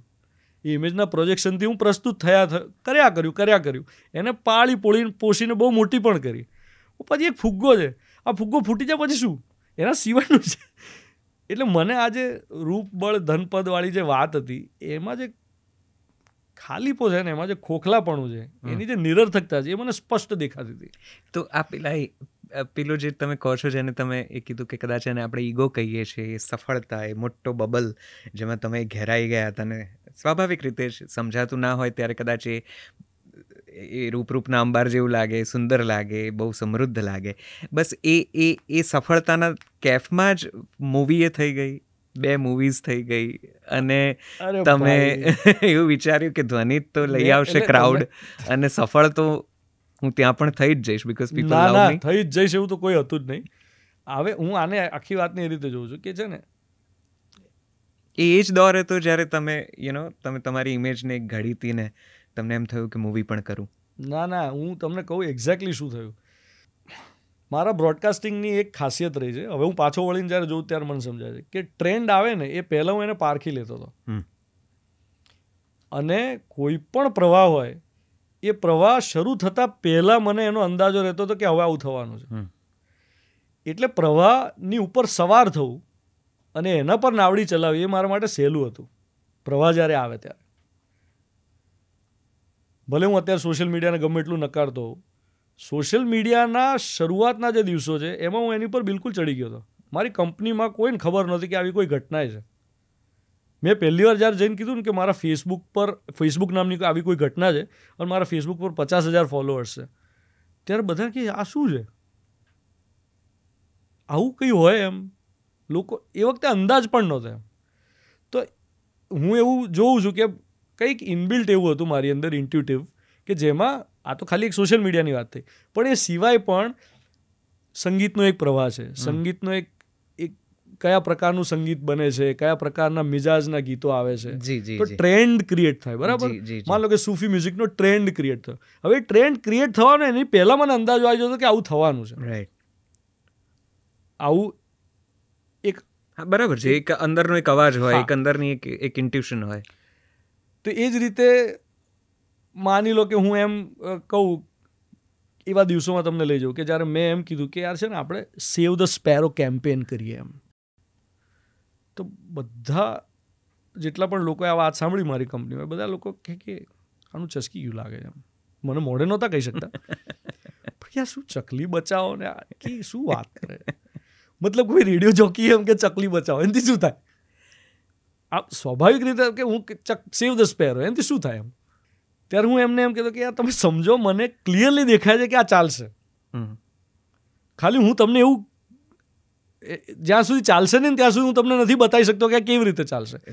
મને ખબર છે હું આને ચલાવી શકીશ. કેમ? એની પાછળના 2 કારણ હતા કે મને ખબર છે કે મારા લિસનરનો મિજાજ શું છે, એ અત્યારે શું ફીલ કરી રહ્યો છે, આ ઘડીએ એના મનમાં શું ચાલી રહ્યું છે. જો આ ઘડીએ આ ઇમોશન પર હું આમ રાઈટ કમ્યુનિકેશન કરીશ ને તો એ ચાલશે. મારી પાસે એનું શબ્દ ભંડોળ અને લાગણી છે અને મને ખબર છે કે ત્યાં પહોંચશે. અને એ કેમ્પેન ચાલ્યું. એની પાછળ બહુ જ બધું હતું કે જે એના માટે મેં પૂર્વ તૈયારી કરી હતી. પણ તો આવું ઘણું બધું છે કે જેમાં હું પહેલેથી માપી લેતો હતો કે આવું થઈ શકે એમ છે ને હું કરી શકીશ. હવે જ્યારે તમે જે પૂછો છો કે રેડિયોનું બળ ઓછું થયું, તો હું એવા સમયમાં તમને લઈ જાઉં કે જ્યારે લોકો મને એમ ગુસ્સે થતા મારી પર કે તારે આવું ના બોલાય. હું એમને એમ કહેતો હતો કે રેડિયો ઇઝ ડેડ. તો કે યાર તારે આવું ના બોલાય કે રેડિયો ઇઝ ડેડ. અને એ વખતે તો એવો કોઈ અણસાર પણ નહોતો કે રેડિયો અત્યારે જે પરિસ્થિતિમાં પહોંચશે. મેં કહું પૂરું થઈ ગયું ભાઈ, આપણો ગોલ્ડન ફેઝ પૂરો થઈ ગયો. હવે આ છે ને આ ડિક્લાઇન પર છે. તો કોઈ માનવા જ તૈયાર નહીં. મેં કહું જોજો એક દિવસ આ વોટ્સએપ છે ને એ બધાને ખાઈ જશે. Do you think radio is dead? હવે હું 2014માં કીધું હતું, 2012માં કીધું હતું આવું. અત્યારે શું સ્થિતિ જુઓ છો રેડિયોની? અને દૂર રહે કંઈ સાંભળો છો, કોઈને સાંભળો છો, કશું સાંભળો છો, અને શું ફીલ કરો છો? પેલા સવાલનો જવાબ પત્યો નથી. અચ્છા, ઓકે, સોરી, પ્લીઝ કન્ટિન્યુ. તો એટલે આ સવાલનો જવાબ પણ આપી જ દઈશ એની સાથે. તમે એટલી બધી વાતો કરો છો ને કે મને એમ થાય છે કે હું આ પૂછી લઉં, પેલું પૂછી લઉં, આ જાણું, આ કહું. તમારી એટલી બધી અંતરંગ, અંગત અને બહુ જુદા પ્રકારનું આખું કોન્વર્સેશન છે. એટલે મને એમ થાય કે હું આ પણ કદાચ પૂછી શકું, આ કંઈક વાત કરું, અને એમાં ને એમાં બને એટલી ધીરજથી તમને સાંભળવાની કોશિશ છતાં મારાથી વચ્ચે સવાલ પૂછી જવાય છે. મને તો આનંદ છે વાત કરવાનો અત્યારે. Please go ahead. યસ. ખાલી એટલું છે કે એ સવાલનો જવાબ એટલા માટે નથી પત્યો કારણ કે એની સાથે મને એવું લાગે છે કે પેલું મારે એક તથ્યપૂર્વક વાત કરવી જોઈએ. બિલકુલ તો કોઈ વાત નહીં કરી શકું જ્યારે હું આવું કહેતો ત્યારે. Please go ahead. મેં એ ટ્રેન્ડને પારખવાનો શરૂ કર્યો કે લોકોનું ધ્યાન નથી રહ્યું હવે વાતમાં. પહેલાં હું જે વાત 45 સેકન્ડમાં કહી શકતો હતો એ વાત હું 2 મિનિટમાં પણ કહું છું તો એ પહોંચતી નથી. બીજું, attentive viewing, attentive listening, appointment listening, આ જે હેબિટ હતી એ હેબિટ ઘટી છે. અપોઇન્ટમેન્ટ લિસનિંગ એટલે કેવું કે ભાઈ તમે નિશ્ચિત સમયે તમને એમ હોય કે આ સમયે હું ધ્વનિતને સાંભળું, આ સમયે હું ધ્વનિતને છોડો, આ સમયે હું રેડિયો સાંભળું. રાઈટ. એ હેબિટ શિફ્ટ થતી હતી. ત્રીજું જે થયું એ કે ભાઈ રેડિયોનું હાર્ડવેર એ બજારમાંથી ગાયબ થવા લાગ્યું. આ વાતને છે ને કોઈએ ધ્યાનથી જોઈ નથી. જો આ વાતને ખરેખર કોઈ ધ્યાનથી જોઈ ચૂક્યું હોત તો કદાચ હજી પણ જે પરિસ્થિતિ છે એ પરિસ્થિતિ ના આવી હોત. સો ટ્રુ. એટલે તમારો બીજો જે સવાલ છે એનો જવાબ આ છે કે હું એટલા માટે કહી રહ્યો છું રેડિયો ઇઝ ડેડ કારણ કે તમે મને એમ કહો કે લોકો રેડિયો ક્યાં સાંભળે, એનું હાર્ડવેર શું ક્યાં છે? કરેક્ટ. પહેલાં ઘરમાં રેડિયો હતો. તમને પણ આઈ એમ શ્યોર કે નૈષદ તમારા કેટલા બધા લિસનર્સ એવા રહ્યા છે કે જેમણે તમને ખૂબ ચાહ્યા હોય, તો એમના પ્રેમની અભિવ્યક્તિ જ્યારે કરતા હોય ત્યારે તમને એમ કહેતા હશે કે તમે અમારા ઘરના આ ખૂણામાં રહો છો. કોઈ પણ રેડિયો જોકી માટે છે ને આ બહુ મહત્વનું કોમ્પ્લિમેન્ટ છે કે જ્યારે એને એવું કહેવામાં આવે કે કોઈ લિસનરના ઘરમાં રેડિયોનું સ્થાન ક્યાં છે. બરાબર છે. અને એમાં એ રેડિયો જોકી રહે છે. બરાબર છે. એટલે હું મજાકમાં એવું કહેતો કે ઘણા લોકો મને આવીને એવું કહે છે કે તમે અમારા બાથરૂમ જોકી છો એમ. કારણ કે સવારનો સમય જે છે ત્યાં માણસ તૈયાર થઈ રહ્યો છે તો લોકો કેટલા બધા લોકો રસોડામાં રેડિયો પોતાની મમ્મીને રેડિયો ગિફ્ટમાં આપ્યો હોય કે ભાઈ મમ્મીને રસોડામાં સવારે રેડિયો સાંભળવાની ટેવ છે. ઇનફેક્ટ મોબાઈલમાં જ્યારે એ નહોતું ત્યારે પેલા 6 સ્ટેશન્સ ટ્યુન કરવા અને એક આખી મોબાઈલની નવી જનરેશન જ્યારે અપગ્રેડ થયા ત્યારે કે એમાં રેડિયો FM બિલ્ટ હોવું જોઈએ, નહીંતર મારે ફોન નથી ખરીદવો ફોન. હવે મને કહો ફોનમાં ક્યાં છે રેડિયો? કેટલા સ્માર્ટફોન્સમાં FM રેડિયો આવે છે? તો જે લોકો માધ્યમ ચલાવે છે એ લોકોએ આ બાબતે સજાગ રહેવું જોઈતું હતું. જે લોકો માધ્યમના કરતા હતા છે એમણે આ ટ્રેન્ડને પહેલાં પારખવાનો. મેં તો પારખી લીધો હતો. કયા દિવસે? એ જ દિવસે જે દિવસે મેં તમને કહ્યું કે વોટ્સએપની પહેલી મેં એડ જ્યારે જોઈને ત્યારે મને તો ખબર નથી આ શું છે. મેં પહેલી વાર જ્યારે જોઈ મેં કહ્યું આ છે ને આ ખાઈ જશે આપણને બધા, આ ભસ્માસુર આવ્યો, આવું કીધું હતું મેં. અને જેટલા પણ લોકોને કીધું તે બધાને યાદ છે. ઓફિસમાં હું બધા અમે બેઠા હતા અને મેં આ વાત કરી હતી. મેં કહ્યું આ ભસ્માસુર, અને આને હું મારા મોબાઈલમાં કોઈ દિવસ ઇન્સ્ટોલ નહીં કરું. અને બીજી વસ્તુ, આને આપણે યુઝ કરવું જ રહ્યું એઝ રેડિયો જોકી. રેડિયો સ્ટેશને આનો ઉપયોગ કરવો જ પડશે એવો સમય આવશે, જોજો. અને થયું પણ એવું. તો ટ્રેન્ડવાળી જે મેં તમને વાત કરી તો કેવું થયું કે મેં મારા હેડ ઓફ પ્રોગ્રામિંગને જઈને કહ્યું, વિપુલ નાગર હતા એ વખતે મારા હેડ ઓફ પ્રોગ્રામિંગ એ વખતે. વિપુલને મેં કીધું વિપુલ મને એવું લાગે છે કે હવે SMS ઇન્ટરેક્ટિવિટી છે ને જેમાં આપણે લોકોને એમ કહેતા કે તમે મને ટ્રાફિક બીટ SMSમાં આપો, એને મૂકીએ અને આપણે વોટ્સએપ તરફ જઈએ. મને કે કિતને લોકો કે મોબાઈલ में व्हाट्सएप होगा अभी तो ये मतलब अभी तो SMS. मेरे को पर सर ट्राई तो कर सकते हैं. विपुल के हाँ बिल्कुल कर सकते, क्यों नहीं कर सकते. તો મેં કહ્યું કેવી રીતે કરશું, વોટ ઇઝ ધ મિકેનિઝમ? કારણ કે એ વખતના જે મોબાઈલ ફોન્સ છે એમાં એવી કોઈ આજના સમય જેવી સુવિધા નથી કે તમારા ડેસ્કટોપ પર વોટ્સએપ આવી જાય. રાઈટ. એ તો નવું છે. રાઈટ. મેં કહું કંઈક તો કરો સાહેબ, પણ આપણે કંઈક એવું કરીએ કે જેને કારણે વોટ્સએપથી લોકો મને ટ્રાફિક બીટ આપી શકે. રાઈટ. વોટ્સએપથી લોકો મને કોન્ટેસ્ટમાં પાર્ટિસિપેટ કરી શકે. વોટ્સએપથી લોકો મને ફીડબેક આપી શકે કે એમને શું સાંભળવું છે, મારા શોમાં શું ગમી રહ્યું છે, શું નથી ગમી રહ્યું, વોટ એવર. અને એમણે મને એમાં ગજબ સપોર્ટ કર્યો. એ પણ ખુરાફાતી એકદમ મસ્ત ક્રિએટિવ માણસ, અને એમણે જાતે જ એક સોફ્ટવેર બનાવ્યું.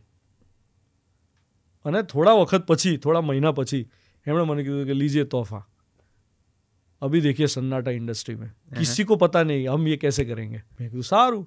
અને પછી મેં પહેલી વાર રેડિયો પર વોટ્સએપ ઇન્ટરેક્ટિવિટી ઇનિશિએટ કરી, કે જેમાં મેં લોકોને કહ્યું કે તમે મને હવે વોટ્સએપ કરી શકશો. હવે પેલો SMS તો ચાર્જેબલ ને એ બધી ઘટના હતી એ વખતે, ભલે થોડા ફ્રી SMS બી આવતા હતા, પણ તોય આ તો, અને ચાલ્યું.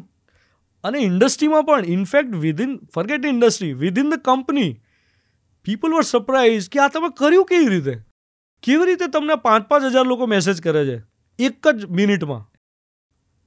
કારણ કે એવું તો પહેલા તો SMS ને બધું આવતું તો ક્રેશ થઈ જતી હતી. રાઈટ. હવે તો એવું કંઈ કે આ કેવી રીતે કરો છો તમે? અને ઘણા લાંબા સમય સુધી, four almost 8 to 9 months,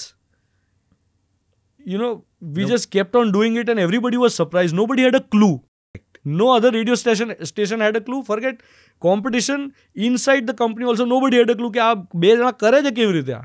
And nobody couldn't crack that mechanism. Yeah. પછી તો ધીરે ધીરે બધાને લોકભોગ્ય થયું.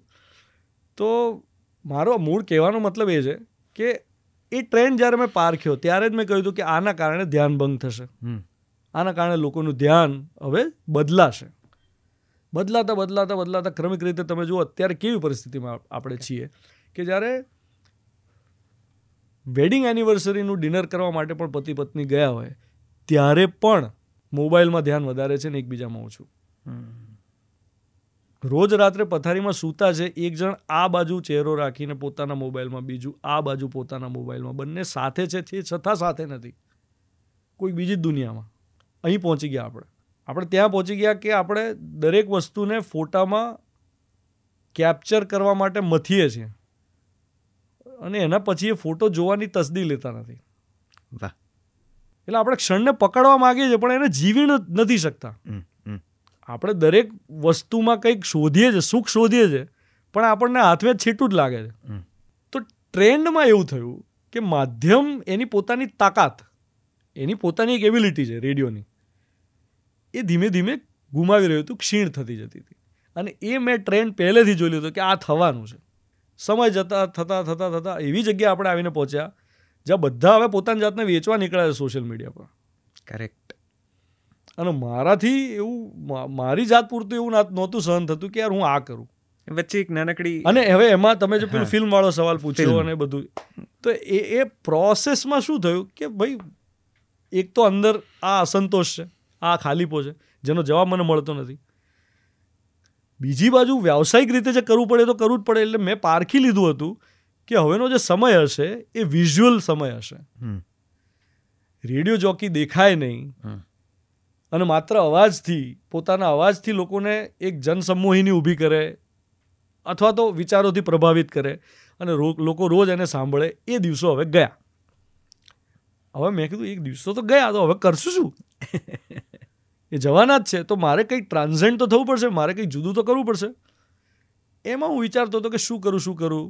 તમે નહીં માનો, 2011-12 મેં એક વિડીયો પ્રોડ્યુસર સાથે વાત કરી હતી કે જે મેં કીધું આજે હું મોર્નિંગ મંત્ર જે બોલું છું રેડિયો પર, એને વિઝ્યુઅલ ફોર્મેટમાં લઈએ તો એને યુટ્યુબ પર મૂકીએ તો, ત્યાર તો યુટ્યુબ વિડીયોઝ પણ આવા બધા આટલા પોપ્યુલર નહોતા જેને અત્યારે આપણે જેના ઉપરથી લોકો પૈસા કમાય. રાઈટ.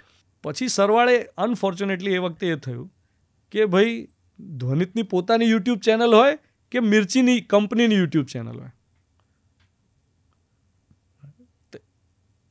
મિર્ચીની પોતાની વેબસાઇટ હોય કે ધ્વનિતની પોતાની વેબસાઇટ હોય, તો ક્લેશ ઓફ ઇન્ટરેસ્ટ થઈ જ શકે આખી. એટલે ચર્ચા ચાલી. એમાં મેં સરેન્ડર કર્યું. મેં કહ્યું ભાઈ હું તો કંપનીનો સબસેટ છું, હું તો રેડિયોનો સબસેટ છું, એટલે જે હોય એ બધું રેડિયોનું હોય, કંપનીનું હોય, મારું કંઈ જરૂર નથી. અને એને કારણે જ ગિટાર ગુરુવાર નામની એક બહુ જ પોપ્યુલર ઘટના, પણ it could not last very long.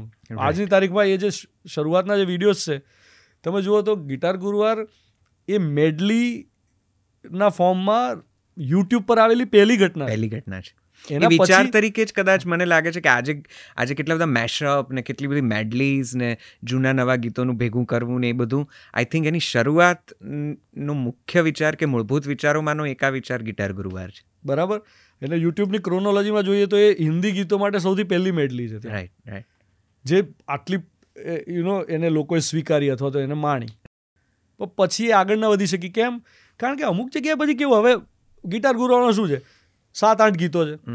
હવે એક મ્યુઝિક લેબલ, બીજું મ્યુઝિક લેબલ, ત્રીજું મ્યુઝિક લેબલ, અલગ અલગ બધા લેબલ્સ. યુટ્યુબ પર જેવું મોનેટાઇઝેશનનું પાર્ટ આવે એટલે પેલો કે આ મારો IPR, પેલો કે આ મારો ઇન્ટેલેક્ચ્યુઅલ પ્રોપર્ટી રાઇટ, પેલો કે આ મારો હવે જ્યારે કોઈ કોમર્શિયલ કંપની એ કરતી હોય તો it becomes too complicated. You can't share the revenue, એટલે બહુ બધા પ્રશ્નો. તો એને કારણે એ પ્રોપર્ટી લાંબી ના ચાલી શકી અથવા તો એને અમે વધારે આગળ ના લઈ જઈ શક્યા. પણ આ ટ્રેન્ડ પારખવાવાળી વાત છે કે ભાઈ જો, તો મેં પારખી લીધું કે આ યુટ્યુબ પર જઈ શકે આ બધી વસ્તુ. સિમિલરલી મને એવું લાગ્યું કે ફિલ્મો, હવે ગુજરાતી ફિલ્મો એક એવા તબક્કે પહોંચી છે કે જ્યાં એમાં કંઈક ખેડાણ થઈ શકે. તો મારી પાસે 1-2 તક આવીને ઊભી રહી. તો પહેલાં તો મેં નકારી હતી. 2 વર્ષ સુધી ઘણી બધી એવી ફિલ્મો છે જેના વિશે આપણે અત્યારે ચર્ચા નથી કરતા કારણ કે કોઈ બીજાઓએ કરેલી છે પછી. તો મેં તો પહેલાં કીધું ભાઈ હું એક્ટર નથી, મને આવડતું નથી, હું તમને રાઇટિંગમાં હેલ્પ કરી શકું કે હું બીજી કોઈ પણ રીતે ફિલ્મ મેકિંગની પ્રોસેસમાં ઇન્વોલ્વ થઈ શકું, પણ મારું પડદા પાછળનું કામ છે, પડદા ઉપર આવતા મને નહીં આવડે. એમ કહીને શરૂઆતમાં તો 1-2 ફિલ્મો મેં ટાળી. પછી એક તબક્કે મને એવું લાગ્યું કે આવું કરીને હું કંઈ ભૂલતો નથી કરતો ને, કારણ કે વ્યાવસાયિક રીતે પણ તમારે જે પેલું એક વાત હતી જે ઇમેજ તમે ઊભી કરી છે, હવે ઇમેજને આગળ પ્રોજેક્ટ કરવાની છે, એને કોઈ બીજી દિશામાં લઈ જવાની છે. તો મેં કીધું ચલો હવે એક બાર કરી લેતે, આવડે કે ના આવડે જોઈએ. અને ના આવડ્યું. બરાબર. અથવા તો જેવું આવડ્યું એવું આવડ્યું, જેવું આવડ્યું એને એવું આપણે એવી રીતે મૂકીએ કે કદાચ એવું માનું છું કે આઈ થિંક 3rd ફિલ્મ જે આવી પેટી પેક, એમાં હું થોડો કમ્ફર્ટેબલ હતો. બહુ સાહજિક રીતે મારે જે કહેવું હતું એ કહી શક્યો. Right right. એટલે એમાં મને અભિવ્યક્તિમાં બહુ કંઈ ભાર ના લાગ્યો. પહેલી 2 ફિલ્મોમાં મારા હોવાપણાનો બહુ ભાર હતો. આરજે ધ્વનિતનું જે ટેગ હતું, જે મારી અંદર હતું, ઓડિયન્સમાં તો જે હોય પણ મારી અંદર જે હતું એનો જ ભાર વધારે હતો એમાં. એટલે હું સહજ નહોતો. પછી તો આઈ થિંક પેટી પેક વખતે કેવું હતું કે મારે કંઈ ગુમાવાનું જ નહોતું. મને અંદરથી ખબર જ હતી કે હું રિટાયર થવાનો છું. મેં લોકોને નહોતું કહ્યું. એ એવો સમય છે જ્યારે મેં લોકોને નથી કહ્યું. મારું રિટાયરમેન્ટનું ડિસિઝન 3 વર્ષ પહેલાં મેં લઈ લીધું હતું. ખાલી મારા પરિવારને ખબર હતી, મારી પત્નીને, મારી મમ્મીને, મારા ચાર્ટર્ડ એકાઉન્ટન્ટને અને મારા અંગત સ્નેહીઓને, મિત્રોને, એ લોકોને ખબર હતી કે આ ગમે ત્યારે બોમ્બ ફોડશે. ઇનફેક્ટ એવું પણ હતું કે 1-2 જણા એવું પૂછ્યું કે ભાઈ તું રિટાયર થવાનો હતો ને શું થયું તારું? કેમ અને જ્યારે મમ્મીએ મને એવું કહી દીધું કે બેટા બસ હવે બહુ થઈ ગયું, ઇનફ, આમાં તું હવે ખર્ચાઈ રહ્યો છું, તારી જર્ની જુદી છે, તારે કંઈક બીજું કરવાનું છે. ઓકે. એટલે આઈ રિસ્પેક્ટેડ હર. એટલે મૂળભૂત સવાલ મારે પાછો એ જ પૂછવો છે કે આજે જ્યારે તમે રેડિયોને જુઓ છો ને એ તમારા એ પેલી પારખી નજરને યાદ કરો છો ત્યારે તમને શું લાગે છે? રેડિયો માધ્યમ તરીકે અદ્ભુત છે, એ હું વ્યક્તિગત રીતે માનું છું અને મને વિશ્વાસ છે કે તમારી એ ક્યાંક માન્યતા એની આસપાસ હશે કે તમારો પોતાનો અનુભવ હશે. આટલા અદ્ભુત માધ્યમ અત્યારે જો પ્રભાવક નથી રહ્યું કે ગણતરીમાં નથી રહ્યું આપણા બધાના હાર્ડવેર તમે કહો છો એ પ્રમાણે જરા એકદમ બેધ્યાનપણે આપણે એને જોઈ રહ્યા છીએ, ત્યારે શું થયું? રેડિયો ક્યાં ચૂકી ગયું? સોશિયલ નેટવર્કિંગ એને ખાઈ ગયું? આ આરજેસને પરાણે જે સ્ક્રીન પર ઊભા કરીને બધું જ જે એમની પાસે કરાવી લેવું કે કરાવી લેવાનું મેનેજમેન્ટે નક્કી કર્યું, ત્યાં થાપ ખવાઈ ગઈ? પોલિસીસમાં કંઈક ચૂક થઈ ગઈ? શું થયું? આજે રેડિયો પોતાના એ શ્રેષ્ઠ દિવસો કેમ ગુમાવી ચૂક્યું છે? જો રેડિયોમાં અત્યારે જે લોકો કામ કરે છે એમને મારી વાત સાથે અસંમતિ હોઈ શકે. જે લોકો અત્યારે રેડિયોને ચાહે છે, જે લોકો હજી પણ રેડિયો સાંભળે છે, એમને પણ મારી વાત સાથે અસંમતિ હોઈ શકે. પણ એનાથી દૂર રહીને, જેમ તમે મને પૂછ્યું કે રિટાયર થયા પછી તમે સાંભળો છો કોન્ટેન્ટ, જી રેડિયો સાંભળો છો, તો મેં તો જાતે જ બારી બારણા બંધ કર્યા હતા. એટલે એ બહુ કોન્શિયસ કોલ હતો કે મારે હમણાં કશું જ નથી સાંભળવું, કશું જ નથી જોવું, મારે નથી પડવું આ બધામાં, મારે કંઈક બીજું જીવવું છે. કારણ કે આપણે સોશિયલ મીડિયામાં એવો વોટ્સએપ ફોરવર્ડ કરશું કે હું રેડિયો પર બી એવો મોર્નિંગ મંત્ર બોલું કે યાર જીવવાનું ચૂકાઈ જાય છે, અને પછી હું ના જીવું. મારું એક ગીત હતું, મજાની લાઈફ નામનું એલ્બમ હતું, એમાં કે તું હમણાંથી હસતો નથી, રડતો નથી, જાણે તું તારામાં વસતો નથી, ઝાકળને કદી અડતો નથી ને ટહુકાય સાંભળતો નથી, ફૂલોને કદી મળતો નથી ને પ્રેમમાંય પડતો નથી, છમછમાછમ બૂંદો જ્યારે આકાશેથી પડતી હોય એમાં તું પલળતો નથી. ચિરાગ ત્રિપાઠીએ લખ્યું છે. તો આવું હું ગાઉં અને હું જ ના જીવું તો શું મતલબ? તો મેં એક કોન્શિયસ કોલ લીધો કે મારે નથી હમણાં કોન્ટેન્ટ કન્ઝ્યુમ કરવું. I don't want to be a part of this ecosystem. Correct. તો now when I am away from it I have a different view about it. તમે જ્યારે એમાં હો એટલે આ તો કેવી વાત છે કે આપણે ક્રિકેટમાં પિચ ઉપર બેટિંગ કરતા હો ત્યારે તમે જે રીતે મેચને જુઓ અને પછી જ્યારે તમે એ જ મેચનું રેકોર્ડિંગ જુઓ કે તમે કેવી રીતે બેટિંગ કરી હતી અથવા તો અત્યારે કેવી રીતે લોકો રમી રહ્યા છે, તો કોમેન્ટેટર બન્યા પછી તો આખો અભિગમ જ જુદો હોય ને માણસનો. તો હું અત્યારે જે રીતે જોઈ રહ્યો છું કે ક્યાં ભૂલ થઈ અથવા તો શું થયું, મારા અભિપ્રાય સાથે કોઈએ સંમત થવું જરૂરી નથી. પણ અભિપ્રાય એવો છે માધ્યમની સાર્થકતા શેમાં છે એ પારખવામાં ચૂક થઈ. બધું જ જો કોમર્સ હોય અને ખરેખર જે માધ્યમ જે કરી શકે છે એનો જે જાદુ છે એ જાદુ તરફ ધ્યાન ના હોય. કેટલા બધા અંગ છે એના. એક તો બ્રોડકાસ્ટર જે આખું નેટવર્ક છે એ, પછી જે પ્રેઝેન્ટર છે એ, પછી જે લિસનર છે એ, અને આ બધાને જોડતું જે માધ્યમ છે એ. તો માધ્યમ શું કરવાથી સાર્થકતા એની સિદ્ધ થશે, એની ઉપયોગિતા શેમાં છે? એને જો માત્ર આને કમાવું છે, આને કમાવું છે, જે કંપની ચલાવે છે એના માટે પણ માત્ર બિઝનેસ છે અને એને એક સિસ્ટમ રન કરવા માટે થઈને એના બોર્ડ ઓફ ડિરેક્ટર્સને કન્વિન્સ કરવા માટે થઈને અમુક પ્રોફિટ માર્જિન્સ માટે થઈને જે રીતે કામ કરવું પડતું એ રીતે કામ કરવું પડે છે. એ જ રીતે અહીંયા જે પ્રેઝન્ટ કરી રહ્યો છે એ પણ હવે કામ માટે પ્રેઝન્ટ નથી કરી રહ્યો. એને પણ એમાંથી કંઈક લાભની જ વૃત્તિ છે. આનીય લાભની વૃત્તિ, આનીય લાભની વૃત્તિ અને સરવાળે જે ઓડિયન્સ છે એ ઓડિયન્સ પણ હવે પોતાના માનસિક પોષણ માટે, રુચિ સંવર્ધન માટે રેડિયો નથી સાંભળી રહ્યો. એના માટે પણ એ ટ્રાન્ઝેક્શનલ છે. કરેક્ટ. ઓડિયન્સને પણ કોઈ માધ્યમ માટેની લાગણી, તમે યાદ કરો યાર એવા દિવસો જ્યારે મીડિયમ માટે પ્રેમ છે. રાઈટ. રેડિયોને ચાહનારા લોકો છે. રેડિયો એકમાત્ર એવું માધ્યમ છે જેણે આવી ચાહત ઊભી કરી. કોઈ ટીવી ચેનલ માટે કોઈની ચાહત છે? કોઈ આઈ લવ ધીસ ટીવી ચેનલ એવું બોર્ડ લઈને કોઈ ફરે? રેડિયો માટે આવું બોર્ડ લઈને ફરનારા લોકો હતા. Correct. They are your brand ambassadors.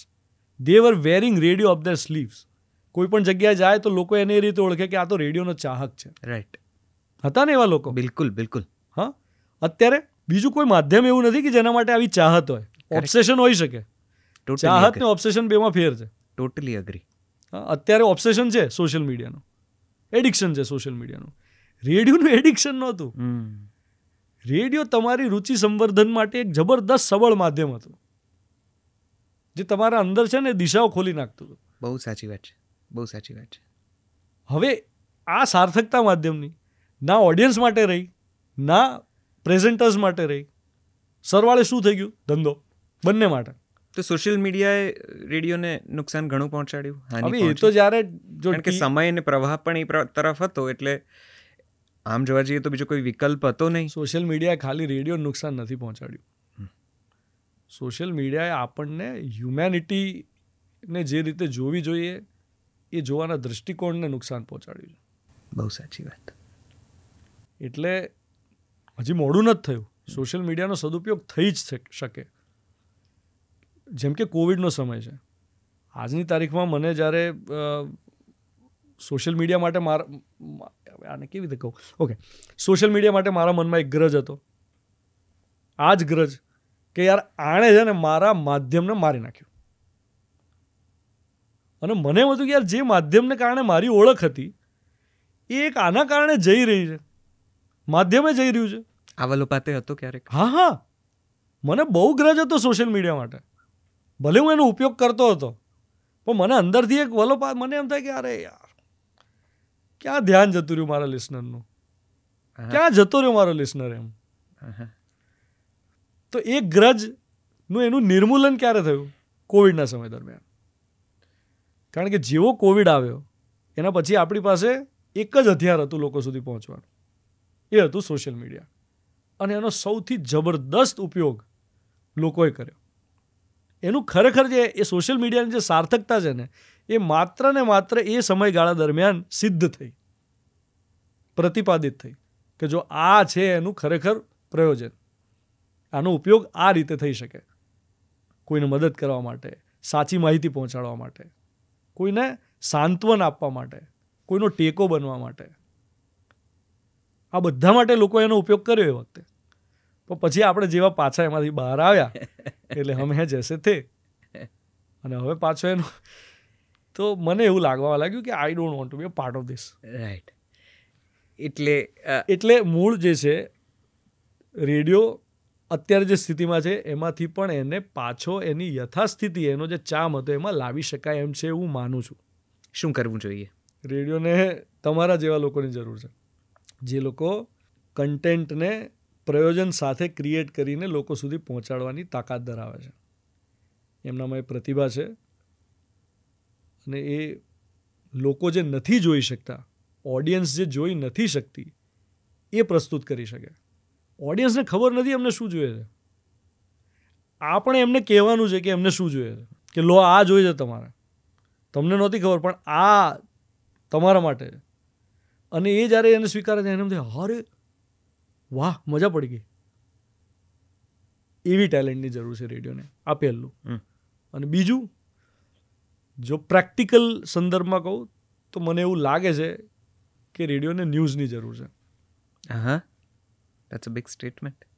જે દિવસે FM રેડિયોમાં ન્યૂઝ અલાઉ થશે, જે રીતે ટીવી ચેનલ સ્વતંત્ર રીતે ન્યૂઝ આપી શકે છે, જે રીતે યુટ્યુબ પર પોતાના અભિપ્રાયો નિર્ભીકપણે આપે છે લોકો, અને યુટ્યુબર્સને કારણે રાજકીય પ્રવાહો પલટાય છે, રાઈટ, એવું જે દિવસે રેડિયોમાં થશે, એ દિવસે રેડિયો પોતાના મૂળ સ્વરૂપમાં પાછો આવશે. અચ્છા ધ્વનિ, એટલે ખાલી એક જ વાક્યથી આ વાતને થોડી સ્થિર કરી દઈએ કે પોલિસીમાં કોઈક રીતે જે લોકો બ્રોડકાસ્ટર્સ છે, જે લોકો આ કંપનીઝ ચલાવે છે, એ લોકો સરકારની સાથે કોઈ ચર્ચા કરીને કોઈ એક એવી જગ્યાએ પહોંચે કે જ્યાં રેડિયો એ થોડું વધારે મુખરિત થાય, વધારે ખુલે, ખીલે, વિકસે, બંધાયેલો ના રહે અને માત્ર ને માત્ર મનોરંજનના દાયરા સુધી સીમિત ના રહે. જે દિવસે મનોરંજન સિવાય પણ રેડિયો કંઈક સબળ પ્રદાન આપી શકે એમ છે સમાજને, એવું દેખાશે, ત્યારે ફરી પાછો રેડિયો એના ચાહકો સુધી જે રીતે પહોંચવો જોઈએ એ રીતે પહોંચશે. તમારી વાતો સાંભળું છું ત્યારે મને લાગે છે કે આ પ્રશ્ન બિલકુલ નિરર્થક થઈ જાય છે મારા માટે, મારા મનમાં જ. છતાં ઇન્ટરવ્યુઅર તરીકેની લાલચ રોકી નથી શકતો એટલે પૂછું છું. અત્યારે જે આરજેસ જે પ્રમાણે દરેક જણને કદાચ ઓછે વત્તે અંશે તૃપ્તિ અતૃપ્તિ રહેતી હશે, સંતોષ અસંતોષ રહેતો હશે, ભાવ અભાવ હશે, પોતાનું જીવન છે, પોતાની જીવન ધોરણ શૈલી છે, એ બધાની વચ્ચે જદ્દોજહદ કરતો આ આરજે પોલિસી સાથે બંધાયેલો છે, પ્રખ્યાતિ સાથે બંધાયેલો છે, અને વ્યક્તિગત એશના આકાંક્ષાઓ સાથે બંધાયેલો છે. કંઈ કહેવા માગશો એને? તમે બહુ હવે તો આરજે ધ્વનિત જ્યારે દૂર બેસીને આ બધાને જો કંઈક સૂચન કરવા માંગે તો કંઈ કહે? બંધનમાંથી મુક્ત થાઓ.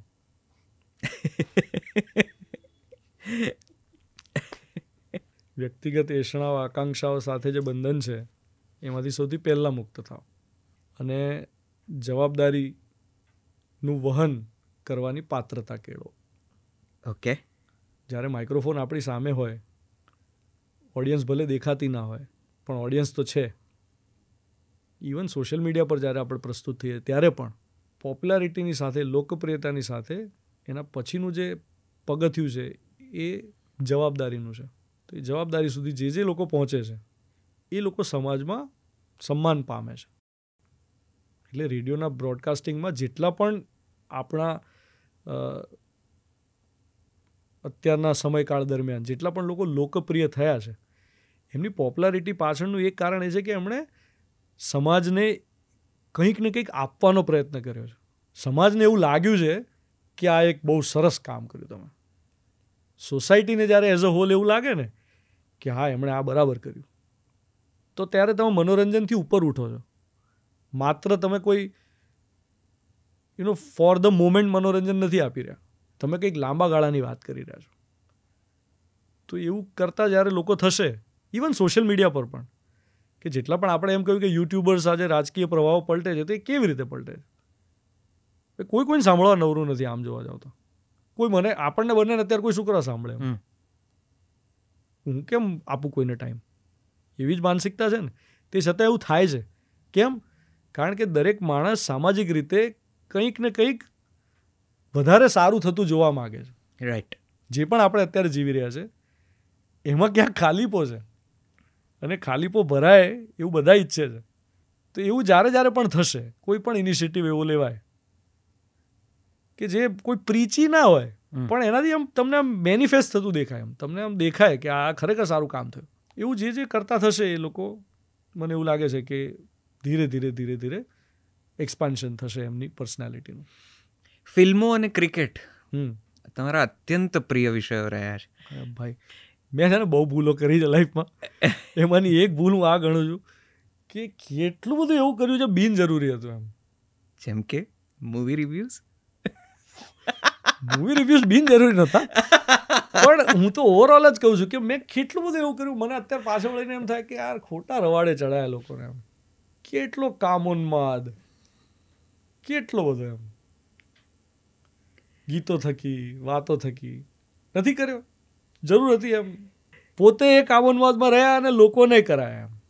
પોતે ભોગોન્માદમાં રહ્યા અને લોકોને ચડાયા. પોતે લાભોન્માદમાં રહ્યા અને લોકોને ચડાયા. આ ક્ષણે મને હું આખો બર્મુડા ટ્રાયેંગલ એમ. લાભોન્માદ, કામોન્માદ, ભોગોન્માદ. એટલે હું તો એક રીતે મારી જાતને અપરાધી ગણું છું. પણ એ ગિલ્ટમાં રહેવાનો મતલબ નથી, કારણ કે એને એક પોઝિટિવ વેમાં પણ જોઈ જ શકાય છે કે એક સાર્થક યાત્રા રહી. એ યાત્રા રહી તો અહીં સુધી હું પહોંચી શક્યો કે આને હું આ રીતે પણ મૂલવી શકું. રાઈટ. આ દ્રષ્ટિકોણથી પણ હું આ વાતને જોઈ શકું.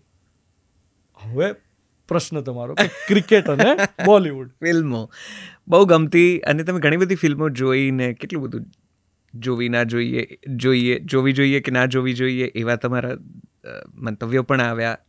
જોવી જોઈએ કે ના જોવી જોઈએ બહુ સીધી રીતે નહીં, છતાં તમે ફિલ્મ વિશે વાતો કરી. ક્રિકેટ તમને ખૂબ ગમતું, તમે ડિસ્કસ કરતા કઈ ઓવરમાં કોને શું, અને બીજે દિવસે સવારે તમારી હાઇલાઇટ્સ ઉપરની હાઇલાઇટ્સ સાંભળવા માટે મને ખબર છે મારા જેવાને જેને ક્રિકેટના કોની બહુ સમજણ નથી પડતી, એ કદાચ તમને સવારે ગાડીમાં જતા ટ્રાવેલ કરતાં સાંભળવાનું ચૂકતો નહીં, કારણ કે એનાથી 2-4 જણાને એવું કહી શકાય કે જો ભાઈ આ કર્યું ને એ ખોટું કર્યું હતું. કોકને સાંભળીને બેઠી ઉઠાંતરી કરીએ એવું અમારા જેવા કોક કરતા હશે. ખૂબ પ્રેમ તમને ક્રિકેટ માટે, ને ખાસી સમજણ પણ ખરી ફિલ્મો માટે પણ. એવું અત્યારે મિસ કરો છો એ બધું હવે, કારણ કે સદંતર તમે સોશિયલ મીડિયાથી લગભગ અળગા છો, બિલકુલ બંધ કરી દીધા છે બારી બારણા, તમે કહો છો એ પ્રમાણે. જો મિસ કરવાનું હોત ને તો છોડત નહીં. એ છૂટી ગયું છે, એને છોડ્યું નથી. આ એક મૂળ તફાવત છે કે હું એને એ રીતે જોઈ જ નથી શકતો કે આ છોડ્યું છે એમ. એ સહજ રીતે જતું રહ્યું છે. હવે જ્યારે જતું રહ્યું છે ત્યારે હવે હું એમ કહું કે હું એને મિસ કરું છું તો એ યોગ્ય નથી. પણ હા, એવું ચોક્કસ કહીશ કે જે તે સમયે મેં એને ખૂબ માણ્યું છે. એટલે ફિલ્મો જોવી એ મારા કામનો ભાગ, અથવા તો જેમ કે મૂવી રિવ્યૂઝવાળી વાત કરીએ તો મૂવી રિવ્યૂઝમાં સૌથી પહેલો મૂવી રિવ્યૂ જ્યારે મેં કર્યો ત્યારે જે મારી અંદર જે એનો ઉત્સાહ હતો કે મારે લોકો સુધી આ વાત શુક્રવારે સાંજે જ પહોંચાડી દેવી છે. કારણ કે ભારતમાં ફ્રાઈડે સાંજે ફિલ્મ કેવી છે એવું કહેનાર કોઈ નહોતું એ વખતે. મને બધું કોઈ છે જ નહીં. આ સ્પેસ તો ઓક્યુપાય કરવી છે કે હું શુક્રવાર સાંજે જ તમને કહી દઉં કે ફિલ્મ કેવી છે. 5માંથી કેટલા મિર્ચી ઇવનિંગ શો કરતો હું બમ્પર ટુ બમ્પર. તો એ જે હતું કે આ જગ્યા ખાલી છે, અને આ ખાલી જગ્યા ઓડિયન્સની આવશ્યકતા છે કે એને શુક્રવાર કહી દઉં તો શનિ રવિ નક્કી કરે કે એને જોવી કે ના જોવી. હવે ખાલી જોવી કે ના જોવી મુદ્દો નથી, પછી રસાસ્વાદન છે કે it was not a review. હું એને સમીક્ષા નથી કહેતો, હું એને એમ કહું હું એનું આસ્વાદન કરાવું છું કે એની અંદર શું શું છે અને મને શું ભાવ્યું, તમને શું ભાવી શકે, મને શું ગમ્યું, તમને શું ગમી શકે, મને શું ના ગમ્યું, તમને શું ના ગમી શકે. મારી પ્રસ્તુતિ હંમેશા એવી રહી હતી. એમાં એવી નહોતી રહી કે મારે કોઈને પાડી દેવા, મારે કોઈના વિશે ખરાબ બોલવું, એવું મેં નથી કર્યું. પ્રયત્ન એવો હતો કે એમાં જે પણ કહી છે એમાં જે મને અરુચિકર લાગે તો હું તમને જણાવું કે આ તમે બાળક સાથે લઈને ના જતા. આ મને એવું લાગે કે તમે બાળક સાથે લઈને જશો તો તમને નહીં મજા આવે. અથવા જો તમારો ટેસ્ટ મારા જેવો હશે તો તમને મજા જ નહીં આવે. આ રીતે હું એ વાત પણ તમે ખાસું સબળ રીતે એને પેગ કર્યું. ધ્વનિત કે એટલે ફાઇનલ. હા just I look at it as a very heavy line. તમે કલ્પના કરો મારી પરિસ્થિતિ, ખાસી હેવી લાઈન. મારી પરિસ્થિતિ, મારી મનસ્થિતિની કલ્પના કરો કે શુક્રવાર મારે 3 ફિલ્મો જોવાની છે. અમુક વાર તો 3 રિલીઝ થતી. સવારનો મેં શો કર્યો છે, પછી હું 3 બપોરે ફિલ્મો જોઈ રહ્યો છું. 3 અલગ અલગ વિષયોની ફિલ્મો, અલગ અલગ પ્રકારનું, અને પછી હું એના વિશે એવી વાત કરું કે જે તમને સચોટ લાગે. રાઈટ. અને જેટલી વાર હું ચૂકું એમાંથી એટલી વાર તમે કહો શેનો ફાઇનલ ભાઈ, તું કે એટલે ફાઇનલ, ક્યાંથી આવ્યું, હે નથી માનું. ઓડિયન્સ આવું એ મને કહેવાય નથી આવતી. બરાબર છે. એ તો એના મનમાં વાત કરે છે ને. એ સાંભળીને એમ કે આને કંઈ પિક્ચર જોતા આવડતું નથી, આવું કહી જ શકે ને. તો લાંબા સમયે એવું ખરેખર સ્થિર થાય કે ના આ વાત તો બરાબર છે. એવું કેવી રીતે કરવું? એટલે મારી ઉપર કેટલો ભાર રહેતો હશે કે આ લાઈનને હું નિભાવી જાઉં. ઓફકોર્સ. કે ખરેખર ફાઇનલ સિદ્ધ થાય, સેમી ફાઇનલ કે ક્વાર્ટર ફાઇનલ ના થાય. લોકો એમ ના કે આમાં કંઈ મજા નથી રિવ્યૂમાં, એવું ના થવું જોઈએ. તો એટલે એ એકચ્યુઅલી મારી પર પ્રેશર વધારે હતું ઓફકોર્સ એ લાઈનનું. તો મેં એ ગાળાને આખો જે સમયગાળો છે પહેલા રિવ્યૂથી શરૂ કરીને છેક છેલ્લે સુધી જ્યારે પણ ફિલ્મ મેં એને માણ્યો. હા, અમુક વાર એના વિશે અણગમો થતો કે આ નકામી બધી વસ્તુ જોવી પડે, પણ તે છતાં એ વખતે પછી ઓડિયન્સ ફર્સ્ટ મારા મનમાં એ જ રહેતું કે હું આ કરું છું મારી લિસનર્સ ની એક રુચિ માટે, અને મારે કરવું રહ્યું. ભલે ફિલ્મ મને ના ગમતી હોય કે આના વિશે મારે વાત ના કરવી હોય. પછી એવો સમય આવ્યો કે હવે ઘેર રિવ્યુઅર છે. હવે દરેક જેમ ઘેર ફોટોગ્રાફર્સ છે, જેમ ઘેર બ્રોડકાસ્ટર્સ છે, ઘેર યુટ્યુબર્સ છે, એવી રીતે પછી તો હવે તો આપણી જરૂર જ નથી ભાઈ, હવે શું કંઈ કરશું. પછી એ વખતે શું આવ્યું? પછી એ વખતે એ છે કે ભાઈ ના, પણ you have an angle. Right. જે તમે જોઈ શકો છો એ કોઈ બીજું નથી જોઈ શકતું. તો એટલીસ્ટ એ એંગલ તો પ્રસ્તુત થઈ શકે ને. અને એવું કરી શકાતું હતું. જ્યાં સુધી એ થઈ શક્યું ત્યાં સુધી કર્યું. પણ એ ફિલ્મો સુધી સીમિત રહ્યું. વેબ સિરીઝ જોવાનું ગજુ મારામ નથી. અત્યારે આજ સુધી એક પણ નથી જોઈ. અત્યારે ફિલ્મો જુઓ છો? ના ભાઈ ના, કશું જ નહીં. હાલા એવો ટાઈમ ક્યાં છે યાર? ક્રિકેટ નહીં. શેના માટે પણ? શું જરૂર શું છે? I don't need it. How do I put this યાર? I don't need it. Perfect, understood. I would rather enjoy my sleep. જે મને પેલી જોકા ખાતી વખતે નથી આવતી હોતી, કારણ કે મારે સૂઈ જવું હોય અને મારી દીકરીને વાર્તા સાંભળવી હોય અને હું જોકા ખાતો, અને પછી એ મને જગાડ્યા જ કરે. હવે મારી ઊંઘ પૂરી ના થઈ હોય તો હું ફિલ્મ જોઈ છું. ડન. એટલે આની આ ઉપરથી મને એક વસ્તુ હું કહી દઉં કે કેમ નથી જોઈ. જી રિયલ લાઈફમાં જ કેટલું બધું છે. એને હું શા માટે કોઈ ભ્રામક વસ્તુથી પોષું? I don't need an escape. I don't need entertainment actually. હું અત્યારે એ સ્થિતિમાં છું. હવે આવું કેવી રીતે કેવું? ટ્રોલ જ થઈ જવાય. ના, હું આ સ્થિતિ પર હું આવવા માંગુ, પણ એ પહેલા જસ્ટ આ રેડિયો વાળી વાતને જરા સમઅપ કરી લઈએ. હું એક સવાલથી કદાચ આખી ચર્ચાને, મારા મનમાં ઘણું હતું જ્યારે તમે આવ્યા ત્યારે મનમાં થોડાક સવાલો મેં નક્કી કરી રાખ્યા હતા કે ઓકે, તો તમારી રેડિયોની અદ્ભુત ક્ષણ કઈ હતી ને તમને કઈ ક્ષણે જરા એવું લાગ્યું કે અરે આ મારાથી ખોટું થઈ ગયું કે આવું બધું. પણ હવે જ્યારે તમારી વાતો સાંભળું છું ત્યારે મને બધા જ સવાલો બિલકુલ નિરર્થક લાગે છે. એટલે હું એને બિલકુલ પૂછતો નથી. I am so thankful to you. You are not asking those questions. નહીં તો મને એમ હતું કે યાર આ બધું શું જૂનું યાદ કરીને છોડ આયા હમ વો ગલિયા. ના, હું નહીં પૂછું. પણ મારે આ ચોક્કસથી પૂછવું છે એક સવાલ. મારા જેવા ઘણા હશે જે કદાચ જાણવા માંગતા હશે અથવા ઉત્સુકતા તો હશે જ. ધ્વનિત રેડિયો પર પાછો ફરશે? જો મારી વાત સાંભળવી હશે, મારે કહેવું તો છે જ, બરાબર. એવું નથી કે હું અભિવ્યક્ત નથી થવાનો. અને અભિવ્યક્તિ પાછળ એક પ્રયોજન છે, અને એ પ્રયોજન છે કે આપણે બધાએ આપણું હોવું શેના માટે છે એ ઓળખવું રહ્યું. નહીં તો આપણે નહીં હોઈએ. અને એ દિવસો બહુ દૂર નથી. આપણને એવું લાગે છે કે બધું ઠીક છે. આ ધરતીને આપણે જે પરિસ્થિતિમાં મૂકી છે ને, આપણું ના હોવું એવી કલ્પના કરો ખાલી કે આપણે નહીં હોઈએ. તો એવું ના થાય એના માટે મને જેટલી સમજણ પડે છે એ પ્રમાણે હું વાત તો કરીશ, અને વાત કરવા માટે માધ્યમ તો જોઈશે જ. કારણ કે એક વિચાર છે, અને વિચારને લોકવ્યાપી કરવા માટે, લોકો સુધી પહોંચવા માટે માધ્યમ તો જોઈશે. રૂબરૂ સંવાદ કેટલો કરીશ? કરેક્ટ. તો જ્યારે માધ્યમની જરૂર પડશે ત્યારે સોશિયલ મીડિયા કે રેડિયો આ બંને માધ્યમમાં હું પ્રસ્તુત તો થઈશ જ, અભિવ્યક્ત તો થઈશ જ, પણ એ વાત સાંભળવી છે કે નહીં તમારે, એનો મને પૂર્ણ વિશ્વાસ આવવો જોઈએ. કારણ કે મને અંદરથી એવો વિશ્વાસ આવવો જોઈએ કે મારો શ્રોતા છે, મને કોઈ સાંભળવા માંગે છે. હવે હું જે કહેવા માગું છું એને સાંભળવા માટે પણ લોકો છે, એવી કોઈ મનસ્થિતિ છે કે જેમાં એ વાત પહોંચી શકે. કારણ કે તમારે સાંભળવી જ નહીં હોય તો હું કંઈ પણ બોલીશ તોય શું, કોઈ પણ માધ્યમમાં બોલીશ તોય શું. એટલે પહેલી મૂળભૂત આવશ્યકતા શું? મારી વાતમાં વજન હોય. મારી વાત એવી હોય કે તમે એને સાંભળવા માટે આવો, અને જ્યારે તમે સાંભળવા માટે આવો ત્યારે તમારી એ સજ્જતા આવશ્યક છે. જ્યારે ઉભય તૃપ્તિ થશે ને ત્યારે માધ્યમ પર પ્રસ્તુત થઈશું, અને એવી રીતે પ્રસ્તુત થઈશું જેનાથી ઉભય તૃપ્તિ થાય, જેનાથી મને તૃપ્તિ મળે બોલ્યાની, અભિવ્યક્ત થયાની, વિચાર કહેવાની, સમજ્યાની ને સમજાવવાની, અને તમને અંદરથી તૃપ્તિ થાય, સંતોષ થાય કે હા, જે પણ સમય આપ્યો, જેટલું પણ સાંભળ્યું એ સાર્થક હતું અને આને જીવી શકાય એમ છે. આ કોઈ અધ્ધરતાલ વાત નથી. આ કોઈ ફોલોઅર્સ બનાવવાની કે કોઈ ફરી એક ઈગો ટ્રીપની કે ફરી એક કોઈ પાવર પોઝિશનિંગની છવાઈ જવાની આવી કોઈ વાત. મારે તમને આંજી નથી દેવા. મારે તો મારા મનને માંજવું છે, અને એ માંજ્યા પછી મને અંદર જે તૃપ્તિ થાય છે એ તમારા સુધી પહોંચાડી કે આ તમે કરી શકો એમ જ છો. આમાં કંઈ મેં કંઈ વિશેષ કે અસાધારણ કામ નથી કર્યું. આપણે બધા આના માટે જ આવ્યા છીએ એકચ્યુઅલી. આપણે કંઈ ખોટી દિશા પકડી લીધી છે. તો જ્યાં સુધી દિશા અને લક્ષ્ય નિશ્ચિત નહીં થાય ત્યાં સુધી અસંતોષને અતૃપ્તિમાં જ રહીશું. તો મને જો તૃપ્તિ મળે, જો હું સમાધાનિત થઉં, મારી સમસ્યાઓનું નિરાકરણ આવી શકતું હોય તો તમારી કેમ ના આવે?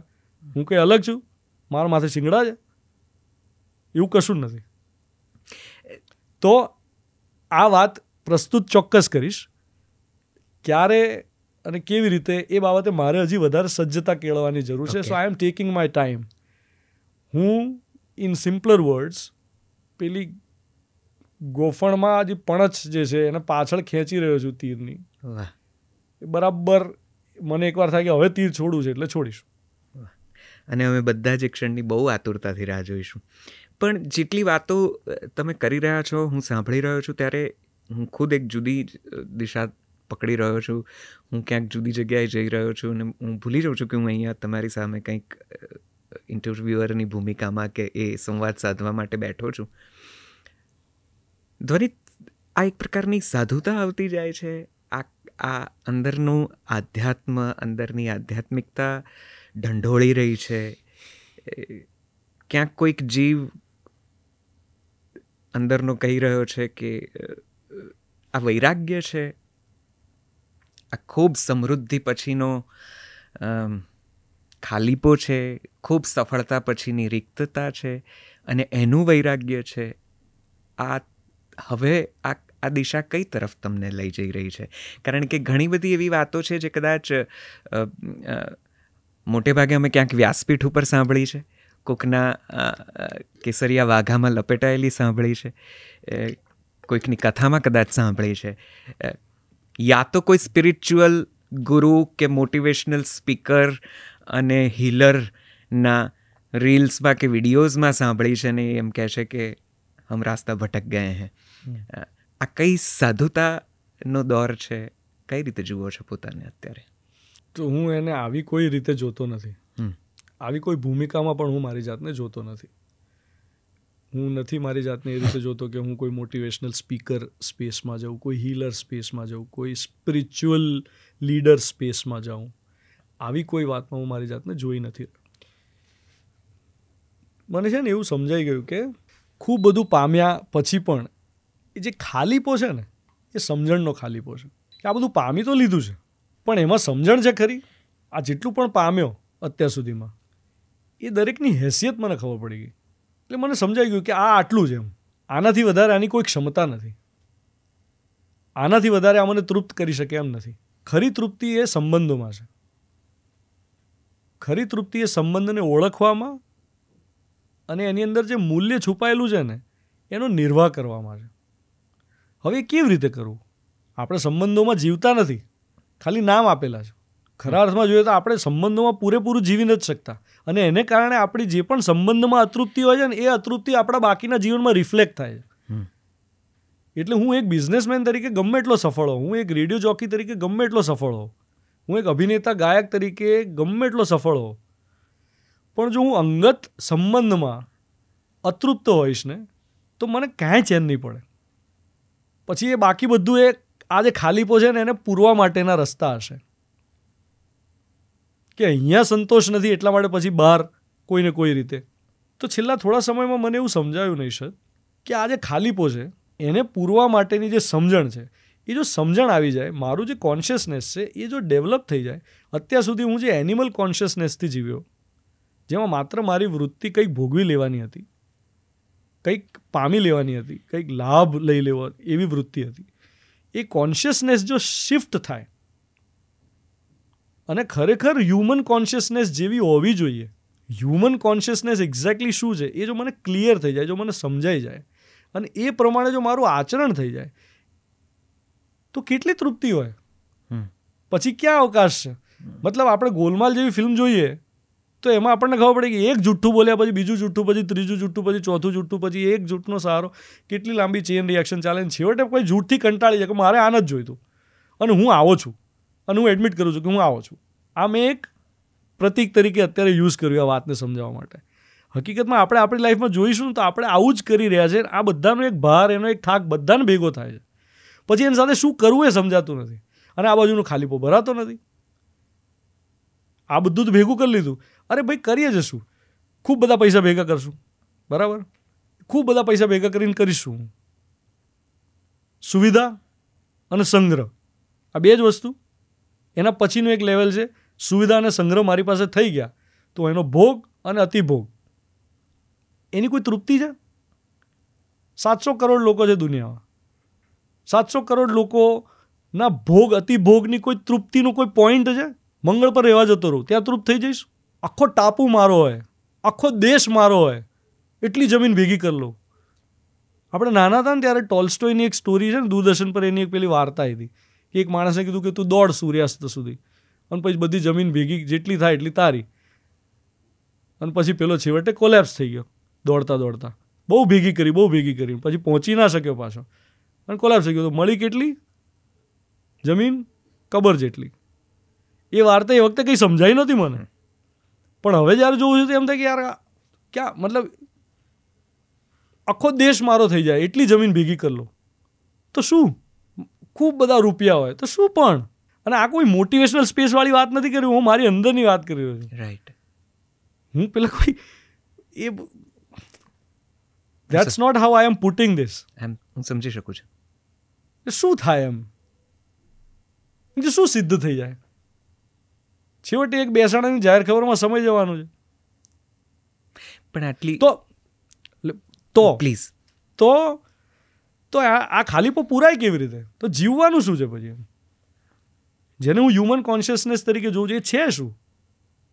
અને એ આચરણમાં મૂકી શકાય એમ છે કે પછી હું આમ બોલું કંઈ ને કરું કંઈ? અત્યારે જેટલા પણ લોકો આપણને જોઈ રહ્યા છે અને આ વાત સાંભળી રહ્યા છે એ આવનારી 1-2 મિનિટમાં પોતાની અંદર ચેક કરે કે હું જે બોલું છું એવું જ કરું છું? હું જેવું વિચારું છું એવું જ બોલું છું? હું જેવું વિચારું છું એવું જ કરું છું? હું જે બોલું છું, વિચારું છું અને કરું છું એમાં કોઈ એક સૂત્રતા છે, હાર્મની છે, કે મારી અંદર કંઈક કેલ્ક્યુલેશન્સ ચાલે છે, બહાર કંઈક જુદું પ્રસ્તુત કરું છું અને કોન્સ્ટન્ટ કોન્ફ્લિક્ટમાં છું આ બેના? મારી અંદર કંઈક ચાલ્યા જ કરે છે જે બહાર કરતાં કંઈક જુદું છે. હું બહાર તો કંઈક જુદી રીતે પ્રસ્તુત થઉં છું પણ અંદર કેલ્ક્યુલેશન્સ ચાલે છે ઇનસિક્યોરિટીઝના આધારે, અને હું બોલું છું કંઈક ત્રીજું છે એમ. એટલે મારા વાણી વર્તન વ્યવહારમાં કોઈ સામંજસ્યતા છે કે નહીં? જો એમાં જ નહીં હોય તો હું કોન્ફ્લિક્ટમાં છું. અને હું કોન્ફ્લિક્ટમાં હું તો હું સુખી કેવી રીતે હોઉં? કોન્સ્ટન્ટ આવો કોન્ફ્લિક્ટ હું તો ના જીવી શકું ભાઈ. તો મેં છેલ્લા થોડા સમયમાં નક્કી કર્યું કે આની પહેલાં એવું ઘણું કર્યું મેં કે મારા બોલવામાં અને અભિવ્યક્ત થવામાં ગેપ છે, મારા વિચારોમાં અને મારા બોલવામાં ગેપ છે. આવું પહેલાં મેં કરી લીધું પણ હવે નથી કરવું. મેં એવું નક્કી કર્યું કે મતલબ અહીંથી બહાર નીકળું અને માન લો કે એક ઘટનાના ભાગરૂપે મને કંઈ થઈ જાય છે અને આ મારો અંતિમ સમય છે, તો મને અંદરથી એક સંતોષ હોવો જોઈએ ને કે ભાઈ હું જેવું વિચારું છું એવું જ બોલું છું ને એવું જ કર્યો ને એવું જીવ્યો, ખોટું નથી જીવ્યો. રાઈટ. કે બોલું કંઈ ને કરું કંઈ. ઓકે, કદાચ હવે આ ચર્ચા તો એવી છે કે આમાં હું કંઈક બીજી જગ્યાએ પણ જઈને મને એમ થાય કે હું કેટલું બધું પૂછું, પણ કદાચ આટલી બધી સંવેદનાઓ જાગવાનું એક કારણ એવું છે કે તમે તમારા ભાગની તૃપ્તિ, સમૃદ્ધિના ભાગરૂપે કે સફળતાના છે જ નહીં, જેને સફળતાના પરિણામે આવેલી સમૃદ્ધિના ભાગરૂપે એ સમૃદ્ધિ નથી. એને સમૃદ્ધિ કઈ રીતે કહી શકાય? એટલે આવી ગયા પછીનું જ્યારે હું જ ભોગવ્યા કરું એને સમૃદ્ધિ ના કહેવાય. સમૃદ્ધિ તો એ છે કે મારી આવશ્યકતાઓ પૂરી થઈ જાય અને એના પછી હું વેચી શકું તો હું સમૃદ્ધ થયો.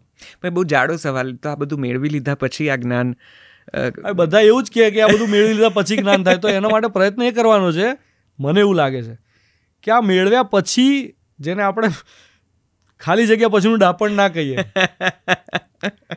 હે ને? બરાબર. પ્રયત્ન, મને એવું લાગે છે કે હવેનો મારો બાકીનો જે સમય છે એ હું એવી વસ્તુમાં ઇન્વેસ્ટ કરું, હું બાકીનું મારો જેટલું વિચારો, મારી અંદરનું ગુણાત્મક પરિમાર્જન અને એને કારણે થતી અભિવ્યક્તિ ત્યાં જાય, જેથી આવનારા જે બાળકો છે, માનવ સંતાનો છે, એ બધાને આ અચીવ કરીને પછી આવા કોઈ શ્રમમાં ના જવું પડે. વાહ. એમને સીધું એ જ મળે કે હ્યુમન કોન્શિયસનેસ શું હોવી જોઈએ. આપણી શિક્ષણ પદ્ધતિમાં ક્યાંય પણ ખરેખર માણસ શું હોવો જોઈએ એ શીખવાડવામાં આવે છે? છેવટે એક ડિગ્રી અને કરિયર, જોબ રેડીનેસ અથવા તો બિઝનેસ કરવાની એબિલિટી, ટૂંકમાં બીજાનું શોષણ કેવી રીતે કરી શકાય એના માટે આપણે બધાને તૈયાર કરી રહ્યા છે. નવી દિશાએ, નવા સફરે, નવા રસ્તે આપણે ક્યાં મળીશું ફરી? કોઈ એક એવી શિક્ષણ સંસ્થામાં જ્યાં હું શિક્ષકની ભૂમિકામાં હોઈશ અને બાળકોને ભણાવતો હોઈશ. વાહ. ઓન ધેટ નોટ મને લાગે છે કે મારે જે પૂછવું જોઈએ, કે જે મારે પૂછવું હતું એમાંથી ઘણું રહી જાય છે, તો પણ આટલું પૂછવું અત્યારે પૂરતું છે. આનાથી વધારેનો કોઈ પણ પ્રશ્ન મને લાગે છે તમારી હવે પછીની સફરમાં, કે તમારી એ ચાહે અંદરની હોય બહારની હોય, એમાં ખલેલ પહોંચાડશે. એટલે હું અહીંયા મને લાગે છે હું અટકું. અને મારા પક્ષે ખાલી એટલી અભિવ્યક્તિ આવશ્યક છે કે મારી કોઈ પણ વાતમાં કોઈ સમજણના પક્ષે કોઈ ત્રુટિ હોય તો હું આવનારા સમયમાં એને સુધારી લઈશ. અને મારી જેટલી પણ અભિવ્યક્તિ હતી આ ઇન્ટરવ્યૂ દરમિયાન, એમાં એને મારી કોઈ જૂની અભિવ્યક્તિ સાથે ભેળવવી નહીં. તમને લાગે છે લોકો એવું નહીં કરે? એટલે મારા પક્ષે આટલી સ્પષ્ટતાની આવશ્યકતા છે કે હું પહેલાં જે પણ કંઈ બોલ્યો છું એને નાને કોઈ લેવા દેવા નથી. સમજુ છું. આ નવી સમજણ છે અને આ કાચી પણ હોઈ શકે. આને હું પાક્કો કરવાનો પૂરો પ્રયત્ન કરીશ. એટલે જૂનો ધ્વનિ જ છે, એને આની સાથે જેને તમે સાંભળ્યો છે, જે કદાચ સોશિયલ મીડિયામાં પણ એનું ઘણું બધું કોન્ટેન્ટ ઉપલબ્ધ હશે કોઈને કોઈ રીતે, એને નાને સરખાવતા નહીં. હું કોઈ જુદી વાત કરવા જઈ રહ્યો છું અને એ વાતમાં સમજણ મારી કાચી હોઈ શકે, હું એને પાકી કરીશ. જેવી પાકી થઈ જશે એટલે હું પ્રસ્તુત પણ થઈશ. વાહ. ચાલ, અમે એ ક્ષણની, એ દિવસની બહુ આતુરતાથી, બહુ જ ઉત્સુકતાથી રાહ જોઈશું. તમને તમારી હવે પછીની સફર માટે તમારા વિચારો, તમારા આચાર તમને જ્યાં પણ લઈ જાય ત્યાં તમને એક નવો સૂર્યોદય જે તમારે જોવો છે એ જોવા મળે, એવી સવાર માટે ખૂબ બધી શુભેચ્છાઓ આપીએ છીએ, ખૂબ બધી શુભકામનાઓ આપીએ છીએ. અને આપણે ઓફ ધ રેકોર્ડ જે વાત કરતા હતા કે ભાગ 2માં કંઈક જુદી રીતે કંઈક સરસ બીજી વાતો લઈને મળવાનું તો થશે જ. મને વિશ્વાસ છે ત્યારે જ્યારે મારા મનમાં કેટલાક સવાલો અત્યારે મેં આમ અંદર ધરબી દીધા છે, એ કોઈક જુદી રીતે હું તમને પૂછીશ ને કોઈક નવો આયામ જવાબમાં મને મળશે. ખૂબ શુભેચ્છાઓ. Thank you very very much Dhvanit. This has been one of the loveliest conversation and very insightful. સાવ જુદી જ વાતચીત થઈ છે. પોડકાસ્ટમાં મેં આવી વાત ખાસ્સા સમયથી કદાચ અંગત રીતે કરતો હોઉં તો પણ વ્યાવસાયિક રીતે આવું કાંઈ થયું નથી. Thank you. હું બહુ આનંદિત છું, બહુ પ્રફુલ્લિત છું. Thank you very much. તમારો ભાવ મને સ્પર્શ્યો. ખૂબ ખૂબ ખૂબ આભાર નિશદ. મને એક આ તમે તક આપી લોકો સુધી પહોંચવાની અને મારા વિચારોને અભિવ્યક્ત કરવાની. ખૂબ ખૂબ આભાર. Thank you. Thank you. Thank you. ખૂબ શુભેચ્છાઓ, ખૂબ શુભકામનાઓ. જલસો પોડકાસ્ટના આ એપિસોડને એવું કહું કે અહીંયા પૂરું કરું છું ને તો મને ખુદને આ વાત અત્યારે ગમી નથી રહી. અલ્પ વિરામ જ મૂકું છું. આના 3 ટપકા પેલા ક્યાં જઈને મને ફરીથી મારી આંગળી પકડી લેશે મને નથી ખબર, પણ ધ્વનિત સાથે ભવિષ્યમાં કોઈ બહુ જ સરસ મજાની વાતચીત સાથે ફરી મળીશું. અત્યારે આ એપિસોડમાં આટલું જ. મળીએ છીએ જલ્દી.